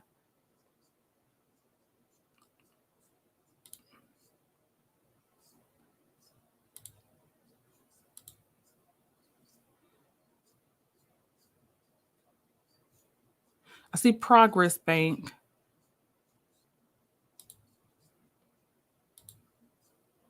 Redstone Bank. Then it goes back to I see Eva Bank, but not on the actual page. Sorry, y'all. Hey, T-Talk. Yes, you caught a live, and girl, you caught a good one. We over here on Zen Garden too. Girl, yes, you caught a good one. Okay, I remember I was on page. What page did I say I was on, y'all? One. This is what happens. I should have just wrote it down. We over here trying to say, but Eva, y'all saw Eva Banks. So I got to go with y'all's word. Okay, so I think 47 on the PDF. I think. Let me go down. We are over half. We're way over half, y'all. Just in case you wonder how long you got to be here, we're well over half, and I'm skipping a lot just to get the good stuff. I see. Come on in the room. It's an Eva down the street in the south side of Birmingham from where I am now. Okay. Because all I know is they said Marsau had to bring them the bank that would approve him. And I wish I could find that part again, but I don't know where I saw it. Dang. Okay, y'all. But we got more red, so it's okay. Okay, they tried to do 2 audits on Scholt. Somewhere in there that 47, page 47. Oh yeah, I stopped at page 47. Thank you. Okay. See, did I go too far? Okay. So the contract's milestones hadn't been reached. He said, did you have any in-person meetings through the course of the project with Mr. Scott? Vishal said, yeah, almost every time during my visit here. So if I'm here once a month for 3 or 4 days, I don't recollect exactly, but I'm under the impression that I meet him almost every day because when I'm in the town, I see him mostly on the site during my visit. They said, did you discuss things like invoices for material that was being ordered for the project? Vishal says, I don't recall. Hold on, let me catch up now that I'm on the right page. Trina, I need to see that paperwork so I can see some stuff. I'm Minerva. Let me make sure to check with my legal eagle if I can't, just to see how to do this, because you know they're vindictive, but I can tell you how to get to it if I don't want to actually do the whole trail myself. But let me check with my legal eagle, Minerva. But either way, I'll make sure to show you how to get to it. Okay. Look at like page 38. Okay. That was far back. I think we might have to miss it, Val. I'm just gonna have to go off of y'all word just so I can make sure I get through the other stuff. And then if we can, if y'all still want to stick with me, we'll go back and look for that bank specifically. But just to stick to my timeline, because I'm like squirrel. Okay, so where am I at here? Okay. Let me see. Okay, so they had 2 audits. He said basically both audits were unsuccessful because when they were asking for invoices and things from Scholt, they were like, Val said just passed it. Oh man. They were like giving them just this mumbo jumbo stuff that both times the formal audit was being conducted, it was like inconclusive because they couldn't make sense of the material they were giving them. That's what is in here about the results of the audit. Okay, so this part with the audit, Vishal said,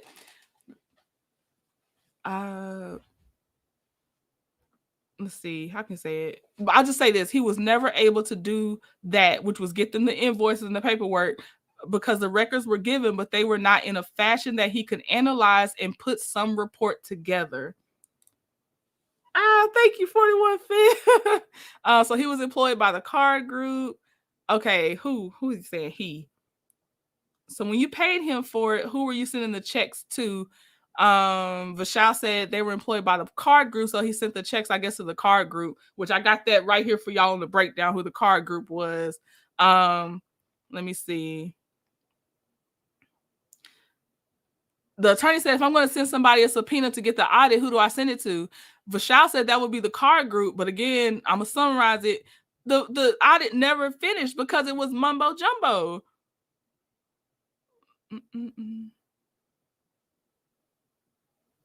Okay, then they said, why did you get, basically, why are you getting this extra fee? Why are you doing an additional role, all this stuff? Vishal said, because, hold on, how did he ask this question? Okay, sorry. I'm just gonna give Vishal's answer because sometimes the way the attorney, be asking the questions, y'all. I'm sorry. She's like, I'm mesmerized to Latrice. Thank you. Enjoying seeing evidence of dysfunctional. Right. Okay. So Vishal said, I was originally overseeing the general contractor, right? And their people, the superintendents. He said, my role as a premier project man did not get changed. He said, and I love Vishal. He said, let me clarify because that's important. The general contractor's role was to oversee the superintendent, the project manager, and who are overseeing their subcontractors to pay all the subcontractors and the vendors. He said, my role was essentially as a general contractor role, never got changed. He said, because he said, after I think March or April, after Martin and Kobe got hired, I was still overseeing. So my role actually got doubled because I was now overseeing the superintendent and the project manager through the eyes of Rushil Chosky, who was the owner's representative. He said he was mostly helping until the owner procured items locally over there. And then I was also processing all the invoices that the contractor would have been processing. And the contractor is Scholt.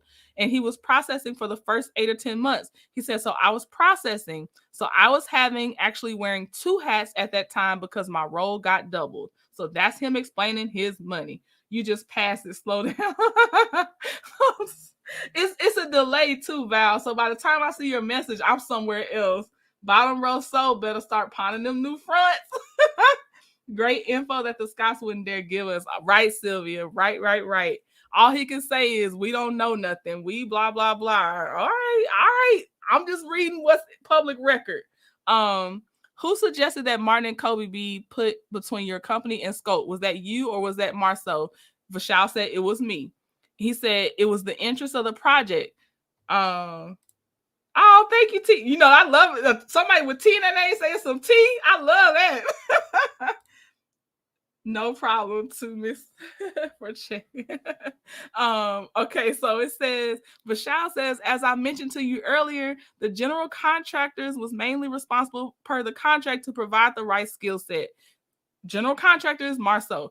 He tried to hire the right skill set during the month of August, September, October, November. But when we found out that it was not working or we were not getting the skill set, we got the reference for the Martin and Kobe, who are very popular in the area, to basically provide the support on the government projects. Okay. This is where they're trying to say he micromanaged because the attorney keeps trying to ask, well, who suggested you put the card group between you and Scholt? Was that you or was that Scholt? And basically it was Vishal. He was like, I decided based on the evidence and the events I've just been saying for the last, hours, but that's what I'm gonna sum it up as. He decided because of the lack. Goodness. Okay. This is where they start kind of joking. I just put that in there. Where's my comment say? Oh yeah, the attorney was trying to disarm Vishal with humor because Vishal, or the Scholt attorney was like, naturally, you're through with your lawyer's unwarranted objections. He's like, I'm joking. And then Mr. Rogers, who is Vishal's attorney, Zen Gardens attorney, he was like, I moved to strike. And then the attorney goes back to saying when they hired Martin and Kobe. So do the Scots really have a counter lawsuit? No, the Scots have the original lawsuit too, Latrice. They sued Zen Gardens first. They are the plaintiff. The Zen Gardens, I guess, was going to let them slide, but now that they're getting sued, they are counter-suing the Scholts or the Scots, Scholt Industries. The incompetence of it all is right.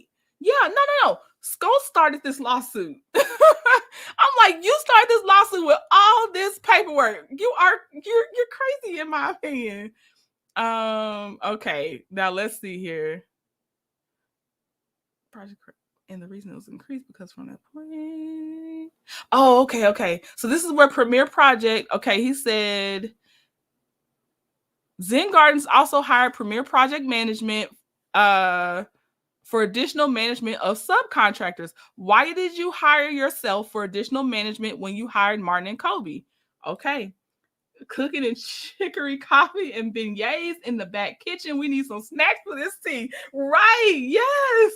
If Marsau did his job correctly, they wouldn't have had to hire additional people. Exactly. Who's going to spend an extra hundreds of thousands of dollars for no reason? It had to be Maurice to tell him to do this.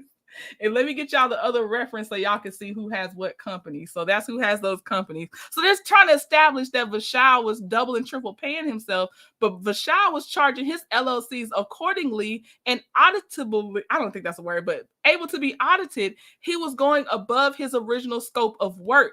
That's why Vishal is charging more. I'm sorry that he's smart enough to own the LLCs that have the different roles. I don't know what to tell y'all. Hi, Sorority 21, Eva Bank. Okay. And it's referenced in the doggone index too. 41 Fit. I done made me a wraparound.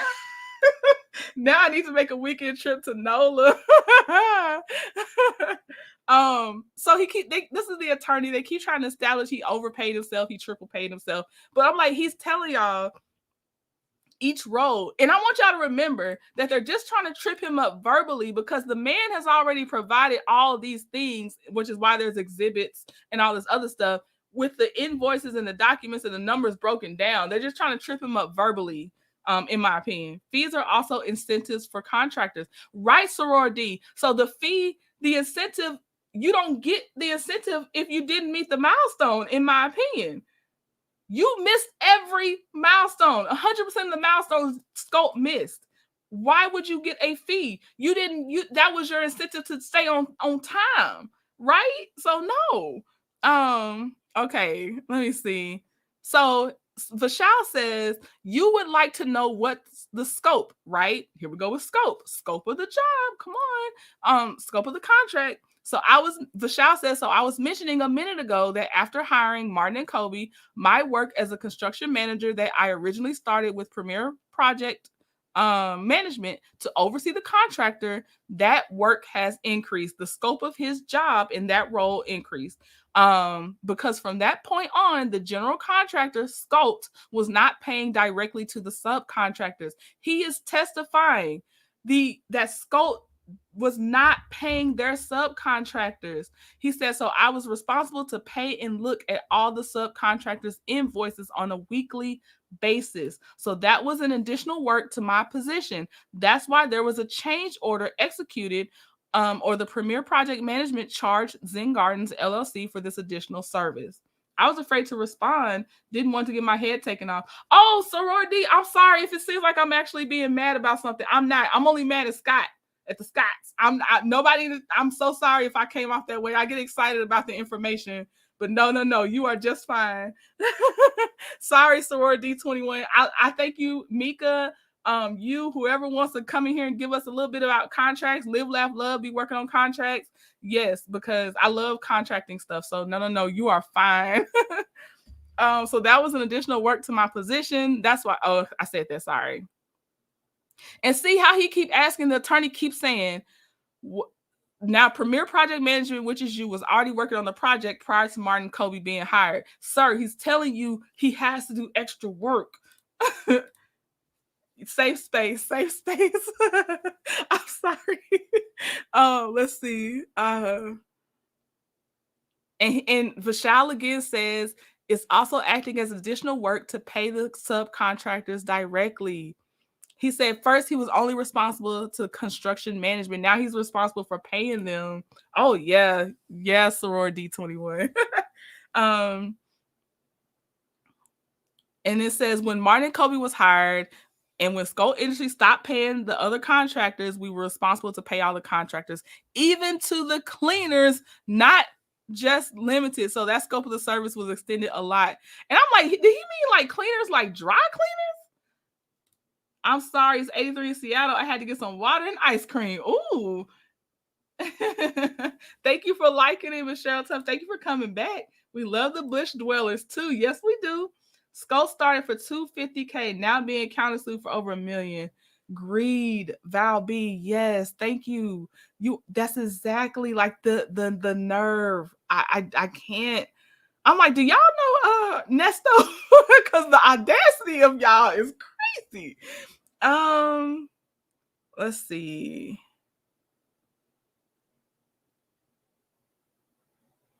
Okay, he's explaining why Car Group didn't stay the whole way through. Let's see. Okay, it says when you executed this change order for the additional services from Premier Project, did you tell anyone from Scholt you were doing that? I'm not gonna lie to you. I'm like, at this time, what would you talk to them about? They not doing nothing. Wait, did you bring us some ice cream? Mika said bush dwellers. I like it. I like it. He said it was internal between Zen Gardens LLC at that point in our understanding because Scholt was not paying any subcontractors and all the subcontractors were managed by Martin and Kobe. So at that time, it was into the interest of Zen Gardens LLC. But yes, Scholt Industries was always in the loop. Y'all, this is just where he got a little sassy, a little spicy, and I loved it. This ain't got nothing to even do with the case. This is where, okay. Vishal checked the attorney of Scholt about being on his phone, y'all. Mika, ask Trendon, I'm a bush dweller everywhere else. Oh, yes. Oh, yes. Not at all meant as a bad term. Yes, bush dweller, for real, for real. So Vishal tells Scholt's attorney, I'll wait until you finish your phone. And the attorney's like, sure, no, go ahead. Vishal said, no. And the attorney said, I simply want this question. And Vishal was like, I want your full attention. So phones sometimes are distracting, right? I was like, God, dog. The attorney said, my phone is fine, sir. I can't. I just wish I was watching the video as this happened. I love it. Vishal is so like classy to me. And I just love the little bit of something there. I just want them to get got. I know, Pumpkin. I know. And maybe the decision's already been put in there because I want to see the answer to the summary judgment request. So Scholt did the summary judgment request based on this deposition we're reading, and then I want to see, and I've already read that, but I want to see did Zen Gardens answer their summary judgment? Did they put in something? Because according to my legal eagle, I think that they have so much time to answer it. This channel is welcoming hilarious. Okay. So there's another change order. They said we did not tell Scholt about the change order at that time, but it was evident that all the subcontractors were still working on our project and they were getting paid directly from the owner, Zen Gardens. Come on, checkmate, yes. And speaking of checkmate, y'all, I got to go over there to Char's Realities live, and she calls her people checkmates, I think, right? Checkmates. I liked her live. I've watched her stuff from the bushes, but I never got to see a live, like be in the live, and I really enjoyed it. I did. So Char's Reality was a cute channel. So Vishal says we already sent a few letters to Scholt Industry in February, March. Oh, sorry, I gotta read this question.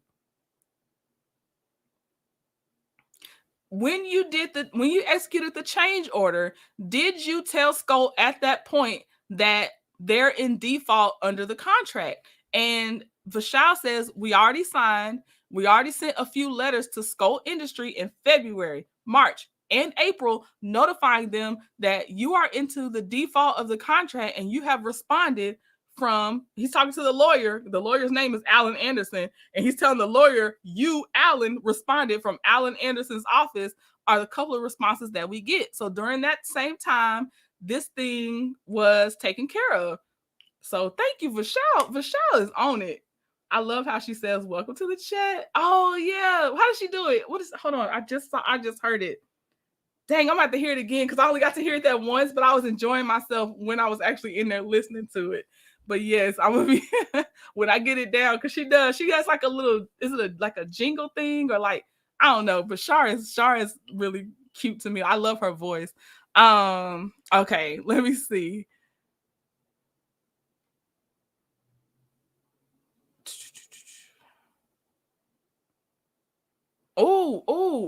Okay. So the attorney says, so you're telling me this change order was issued after the February, March letters or before?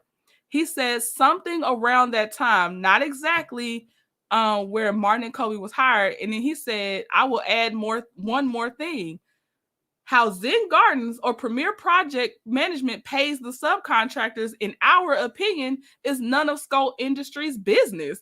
They were the general contractors, but we wanted to make sure that either they get paid from Zen Gardens or from Premier. The most important was that they get paid to complete the project. Sir, standing ovation to Vishal. I didn't sleep with you last night. Right. I didn't sleep with you last night. Yes. Marsau wanted that money to build bedrock. Val. If we start seeing some real movement on bedrock, I'm loving Vishal's pettiness. Pumpkin, are you seeing it? That's why I was like, y'all, this is an interesting read because Vishal made this thing pop. I didn't sleep with you last night. Shar, yes, that's Shar. I love it. Checkmate, yes. I was subscribed, so I think I'm a checkmate. Okay. This is where the attorney again. Is this additional fee being paid to your company? Sir, it is. Vishal said, of course, that's part of the damages because we feel that what is supposed to be done by the general contractor, but he was not able to do that. So someone had to do it. Vishal is hilarious. Okay. The attorney said, can't we agree that it would have been Scolt's business to know that you were absorbing more costs you were trying to pass to Scholt later? Vishal said, so the way he knew about Martin and Kobe, that this is an additional part, to complete the project, and not even to that point, Alan, which is Scolt's attorney, that there is lots of other different construction materials that we procured over the time we hired that. That was also part of the cost overrun, right? That was also additional. So I think this is the one bag of the cost overrun. Vishal, you better answer them questions. Let me see. He said, was Scholt over budget anywhere? I hate this question. I hate it. I see what he's trying to do. How they gonna be over budget if they ain't even spending the money? I guess I don't know. Like, I hated the question. Vishal said we don't remember, so I don't remember at the time because Martin and Kobe were brought in November, December, which is at the 9-month or 10-month mark. So there was a cost overrun into the project in certain trades during that time. I don't recollect the exact. That's why we tried to provide you the reconciliation sheet into the detail, which can categorize or subcategorize all the costs.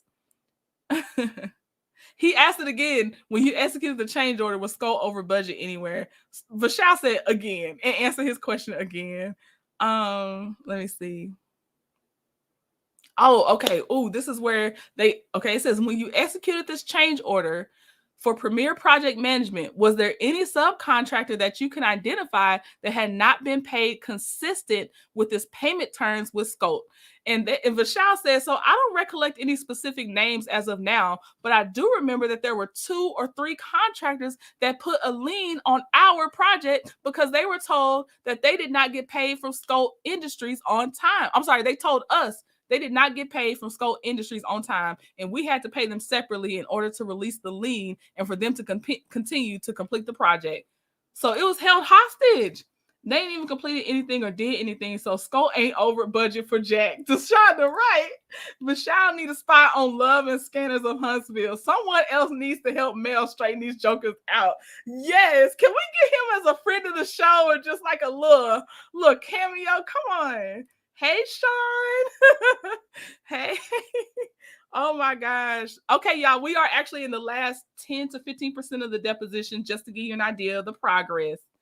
Soror D21 said correct. Okay. Yes. Okay. This is a petty question to me. Do you know if Premier Project, and let me get y'all back to this reference over here on the right. Do you know if Premier Project is registered to do business in the state of Alabama? When I tell y'all that ain't got nothing to do with nothing to me, I mean, I know it does. Like, I know what he asking, but I'm like, this is what are you doing? And Vishal said, I have to check the paperwork, but this is a California registered company. He said, I think they get some kind of a foreign certification when they're out of state, because we did that for Delaware entities.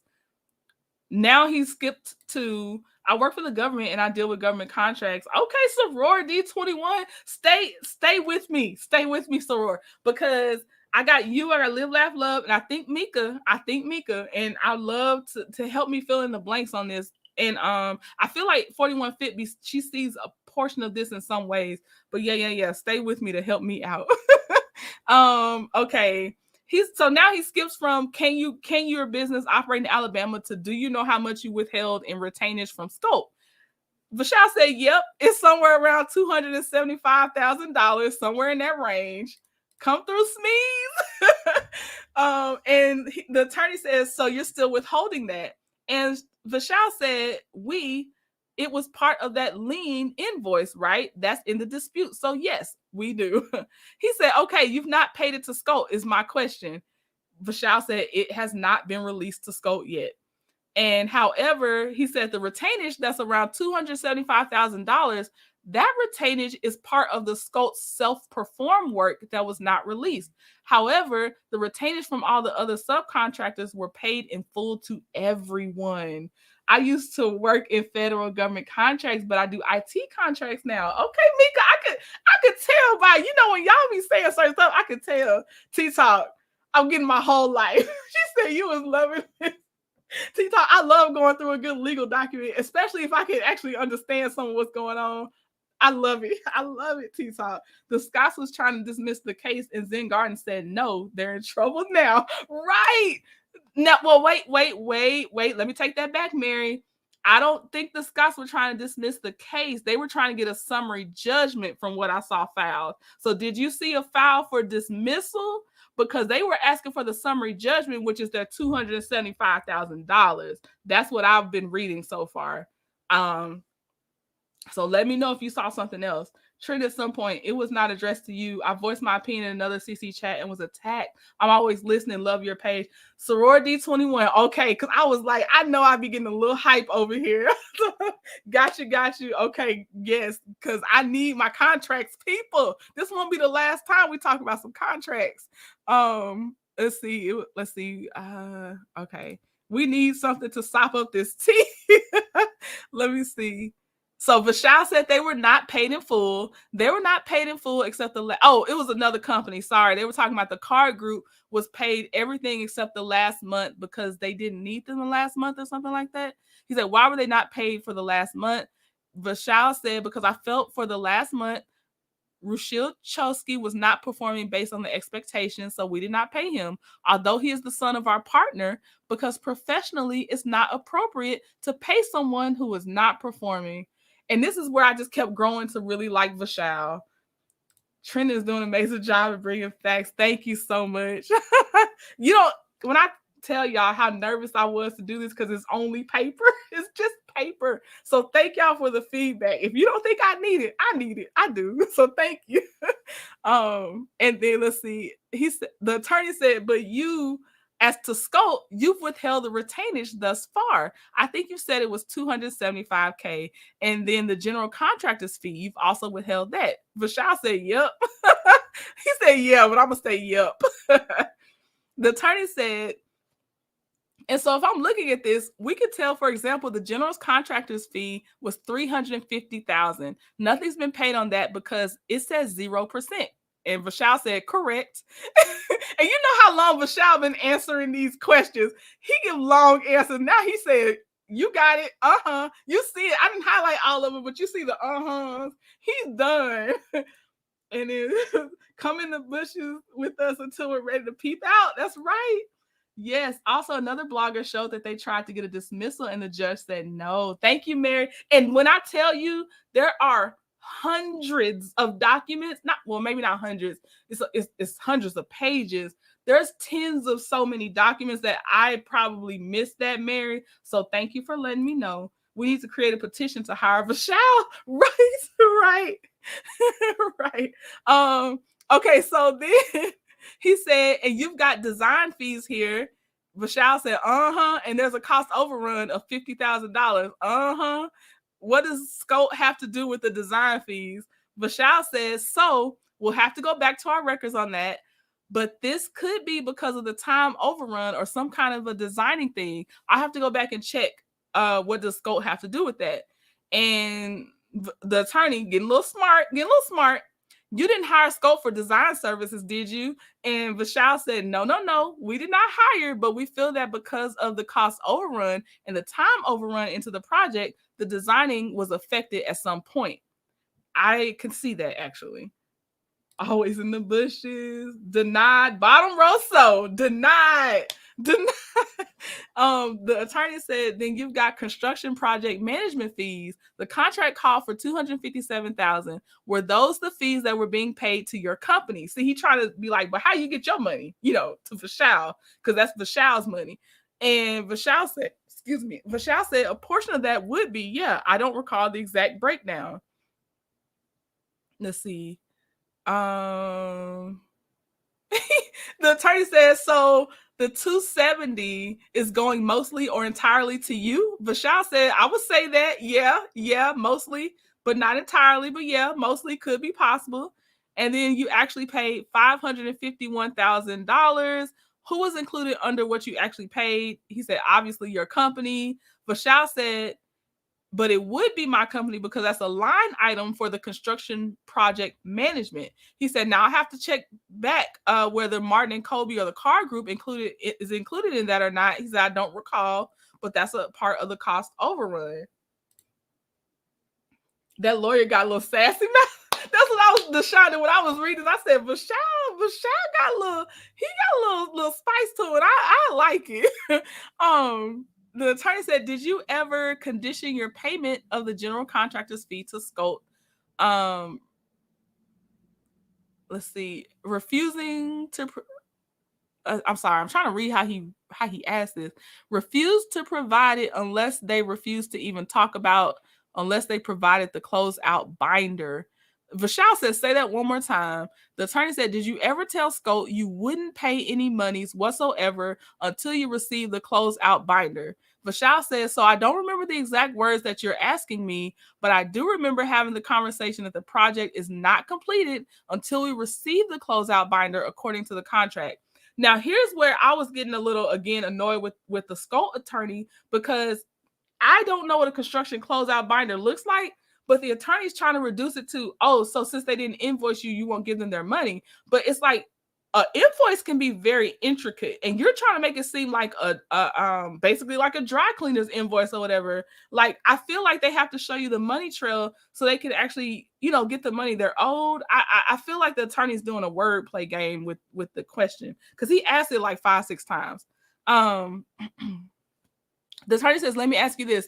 If the project had run on time, according to you, and he said, we looked at the project thing at the 6 months, the 9 months, the 12 months. Assuming we agree with that, how was the general contractor's fee to be paid? Was Scholt to get any money after that first phase one, that 6-month deadline? And Vishal basically said yes. Because he said after the buildings in that first phase were constructed, Vishal said, And he said Scholt didn't receive any money. And Vishal said, hold on, let me see. You know what's crazy? With the right production, the Scotts could humanize themselves by admitting they're green to all of this and have made mistakes. Instead, they chose to lie and give fake. Right. Hey, Soul Star, how are you? Sorry, y'all. So Vishal says Scholt did not receive any money. In other words, those first phase of the buildings did not complete on time, and we as an ownership never received the invoice for that portion of the fee from Scholt. We did not receive the same thing at the end of the second phase. All we received is the invoice for the Scholt fees at the end of the project, which is right. So we never received that. The attorney said, Mr. Shaw, the first phase was completed at some point. Is that fair? Is that reasonable? He said, yeah. And the attorney said, when the first phase was completed, you didn't pay Scholt $1 of the general contractor's fee, did you?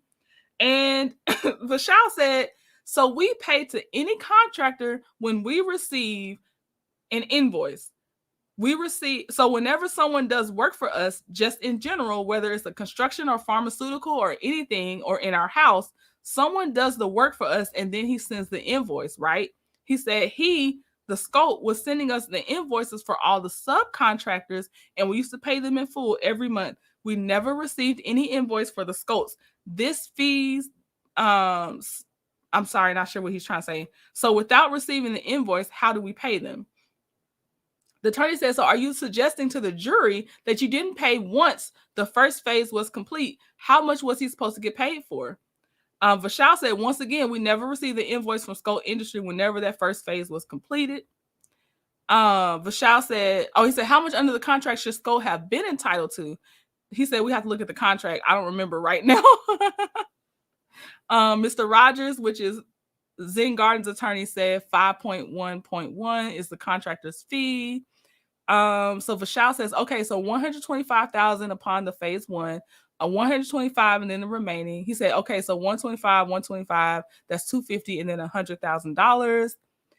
And the attorney said, if I understand your testimony correctly, you're telling me that you didn't pay the $125,000 because Scholt didn't ask for it. Vishal said, we never received any invoice to pay that. So the first invoice needs to be received, in our opinion, to release any payment. Oh, okay. He said, and then Scholt used to list all the self-performed work that payment goes to him as subcontractor, as one of the subcontractors.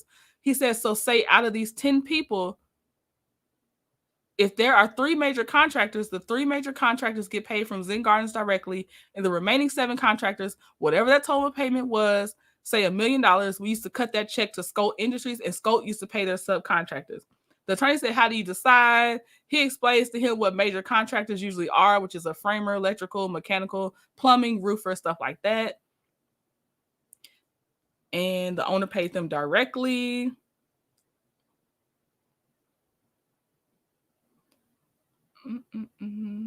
Okay, and they're also claiming loss of revenue for the rent they could have gotten had the project been completed on time. And he was asking, how'd you calculate that? They went back and forth about the calculations.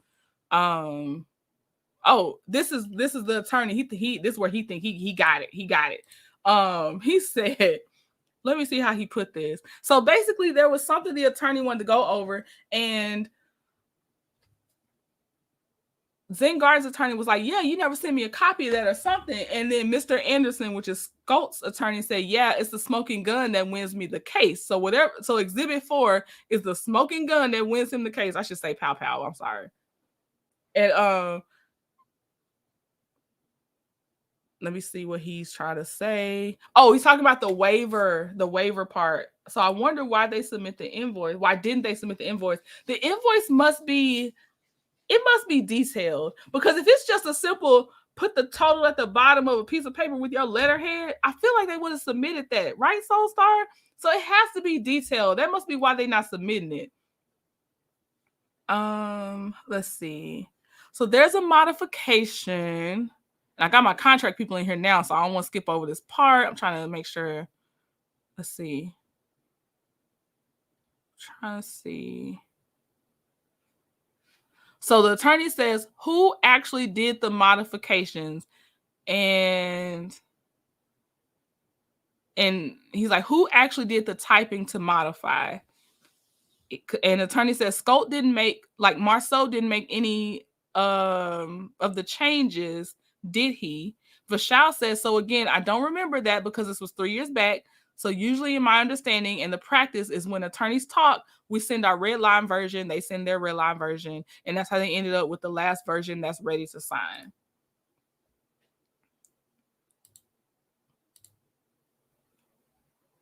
Okay. Let me see. What is this attorney saying? Okay, so the attorney's saying the contract. So this is what the attorney's reading off of the exhibit. This is his smoking pow pow. Scholt used old materials from other jobs that didn't have any line items or receipts. To Latrice, that makes sense. I could see that. That lawyer is bluffing, right, Mary? That's what I feel. And this is his sticking point. This is where he spent hours from 9 a.m. in the morning to they finally about at 2 something in the afternoon. This is really what he was trying to get to the whole time. We got to talk about this waiver paragraph. Why wouldn't they provide the invoice? I don't know. I don't know. Okay, so the attorney says this one has a change. I'll read it real quick. He says the contractor and owner waive claims against each other for consequential damages arising out of or relating to this contract. This mutual waiver includes damages incurred by the owner for rental expenses, for losses of use, income, profit, financing, business, and reputation, for loss of management or employee productivity, or the services or of the services of such persons. Did you understand that term was in your contract? So the lawyer, Scolt's lawyer, is trying to say, you cannot charge for the rental expenses y'all would have gotten because you have this paragraph waiving that in your contract. Now that part, I don't know. They're going to fight it out. I don't know for sure. But I think the whole thing though, Scholt or Zen Gardens is saying, yeah, but we were frauded. So that kind of doesn't matter if the whole thing started out in a fraud foundation. So that's what I think that's where Zen Gardens is coming from. And he's saying some English and legal terms is where he's like, I'm not sure about consequential damages. I'm not sure about those terms. That's what Vishal is saying. Let me see. Vishal says, so in my understanding, the losses of the use is basically the previous topic that we were discussing, that, hey, if the project is delayed by 6 months, that's a loss of the use because we were not able to use that property. Okay, this is where they start talking about the $1,500 calculation per day. And they were doing their math. And Vishal said he loves his math. He's done mental math. He said he survived off being able to do math for like 20-some years. That's like one of the things he's helped him in the United States. This is just so telling as to how the Scotts handle business. Scholt, in my opinion, is damaged goods. Yes, Miss Island Duncan. Yes. I feel like all this is providing the details to what I promise you have already heard in general. Let me see. Okay. Then Vishal's lawyer tries to clarify a question, and he's saying, to your knowledge, is your claim for your claim for liquidated damages based on that provision of the contract? And Vishal tries to explain again, because the way the question's being asked, I don't know if it's being oversimplified, but just so you know, he's kind of trying to describe his math again. Let me see. Okay. Oh, thankfully his attorney was alert, because Scolt's attorney was like, I think some difference came in for like $1 million deal. And Mr. Rogers, which is Zen Gardens' attorney, said no, because if you roll over, I think he's talking about like roll the paper over, it goes into a $900,000 shopping center. So, and then the other lawyer was like, oh yeah. So I think he was trying to add some numbers in there. They didn't have an invoice, as it was said. They used old materials to shiesty on old Cricket Marsau part. Allegedly. Okay, does Scholt receive any extensions of time on the schedule for any reason? And Zen Garden says, so we have never seen any request for the extension from Scholt. So Scholt didn't even get bothered enough to put in writing to request an extension of time. They didn't even get it in writing to just at least, you're delaying, you're not doing stuff on time. You don't even put in writing, can we request an extension? Because in construction, it's kind of expected sometimes. They didn't even do that. Joyce Cates, let's see. Marsau is a movie theater manager. He has no knowledge of what he is doing, just smoking mirrors. I think what happened is when Melody tried to show them some stuff, they took the little bit she was still trying to teach them and ran and just jumped over and just went into some crazy stuff. No, just me trying to piece together if all you needed to get paid was an invoice, what stopped them from providing it. Right. Mary said, oops, allegedly. Let's see. So the attorney asked again, they didn't ask for it in writing. Did they ask for it orally? Now we go back to this because y'all, we love talking about our lawyer stuff. Like we just be shooting the breeze. But if your contract starts out in writing, especially federal contracts, I don't care what you ask for orally, your modifications and requests needs to be in writing. They have to be in writing. You can't go back and do oral. Hello. Oh, hey, Linda. Lovely Linda. Don't worry. He probably didn't know to ask for an extension. Nah, Sylvia. Nah, Sylvia. Don't you try to give him that out. Don't you do it, Sylvia. No. So did they ask for it orally?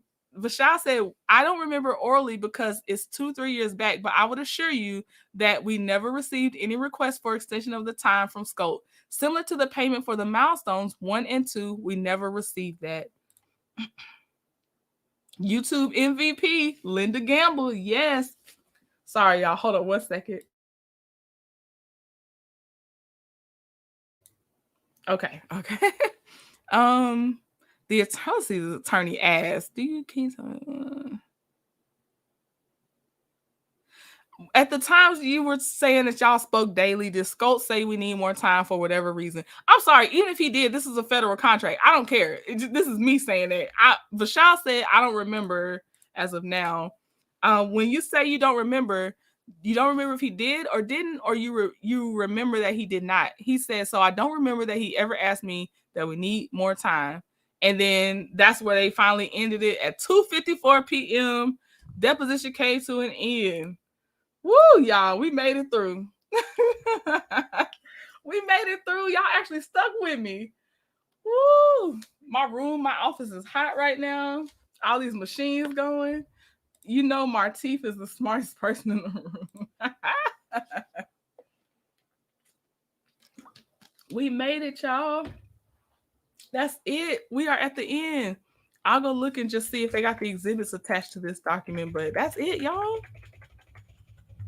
That is it. We got through it. Yay. Oh, y'all, I know y'all wanted me to look for Eva Bank too. But yeah, that's it as far as we got to read through anything else. But Shaw held his own. He held it down.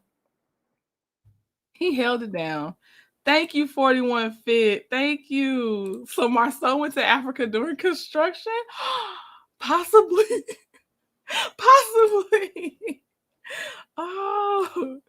Oh my gosh. Thank you. I'm going back to close to where the Eva Bank thing was. We good though. We made it. We finally made it. Marsau is a trash businessman. Scholt is a dumpster fire of a company. They need to file bankruptcy and permanently go out of business. Let them tell it. Africa, Alabama. Thank you to Latrice. Okay, let me go up just a little bit. I'm trying to find that doggone bank thing. Yep, he did go to Africa during that time. Wow, Deshawnda. They aren't going to win this case. So old Latisha better get ready for that orange jumpsuit. Man. Oh, man. I wish I could remember. I don't remember where I mean, I saw it in the index, Eva Bank, but I don't know where I saw it, anywhere else, y'all. Sorry.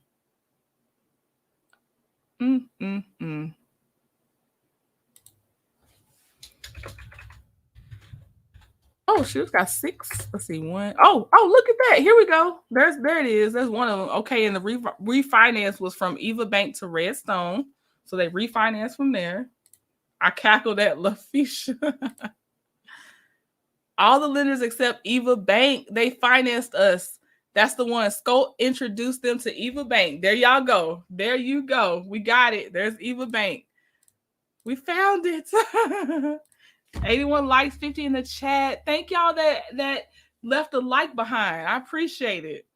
Okay, y'all. I'm gonna let you go. I know Chit Chat's probably about to be live or is live. Marsau told him he was a star. He sure did. I have learned a lot. Thank you, Lady Queen. Thank you so much. I'm so glad, y'all. I don't know when, but part 2 will be the request for summary judgment. We'll go over Scholt's side, and the rationalization is hurting my brain. Thank you, Miss Island Duncan. Thank you, Mika. Thank you so much. All right, y'all. I'm gonna rest my voice and play this outro song, and I will see y'all tomorrow for Sketchy Saturday if y'all decide to come back. Yes, thank you so much. Thank you, 41 Fit and Linda, for modding for me. And thank you, Shan, for popping in. I know you busy. Marceau is a fallen star. Was he a star? He fallen star. I'm kidding. Thank you, Deshonda. Thank y'all. Okay, y'all, I'll play the music. See y'all soon. Sorry, bye. I've been taking my time, I've been taking my time. Taking all of your time, taking all of your time. I've been taking my time, I've been taking my time. Taking all of your time, taking all of your time. We've been talking about it for a while. Before we take a chance and do it, before we looking back as foolish. We've been talking about it for a while. Before we take a chance and do it, before we looking back as foolish.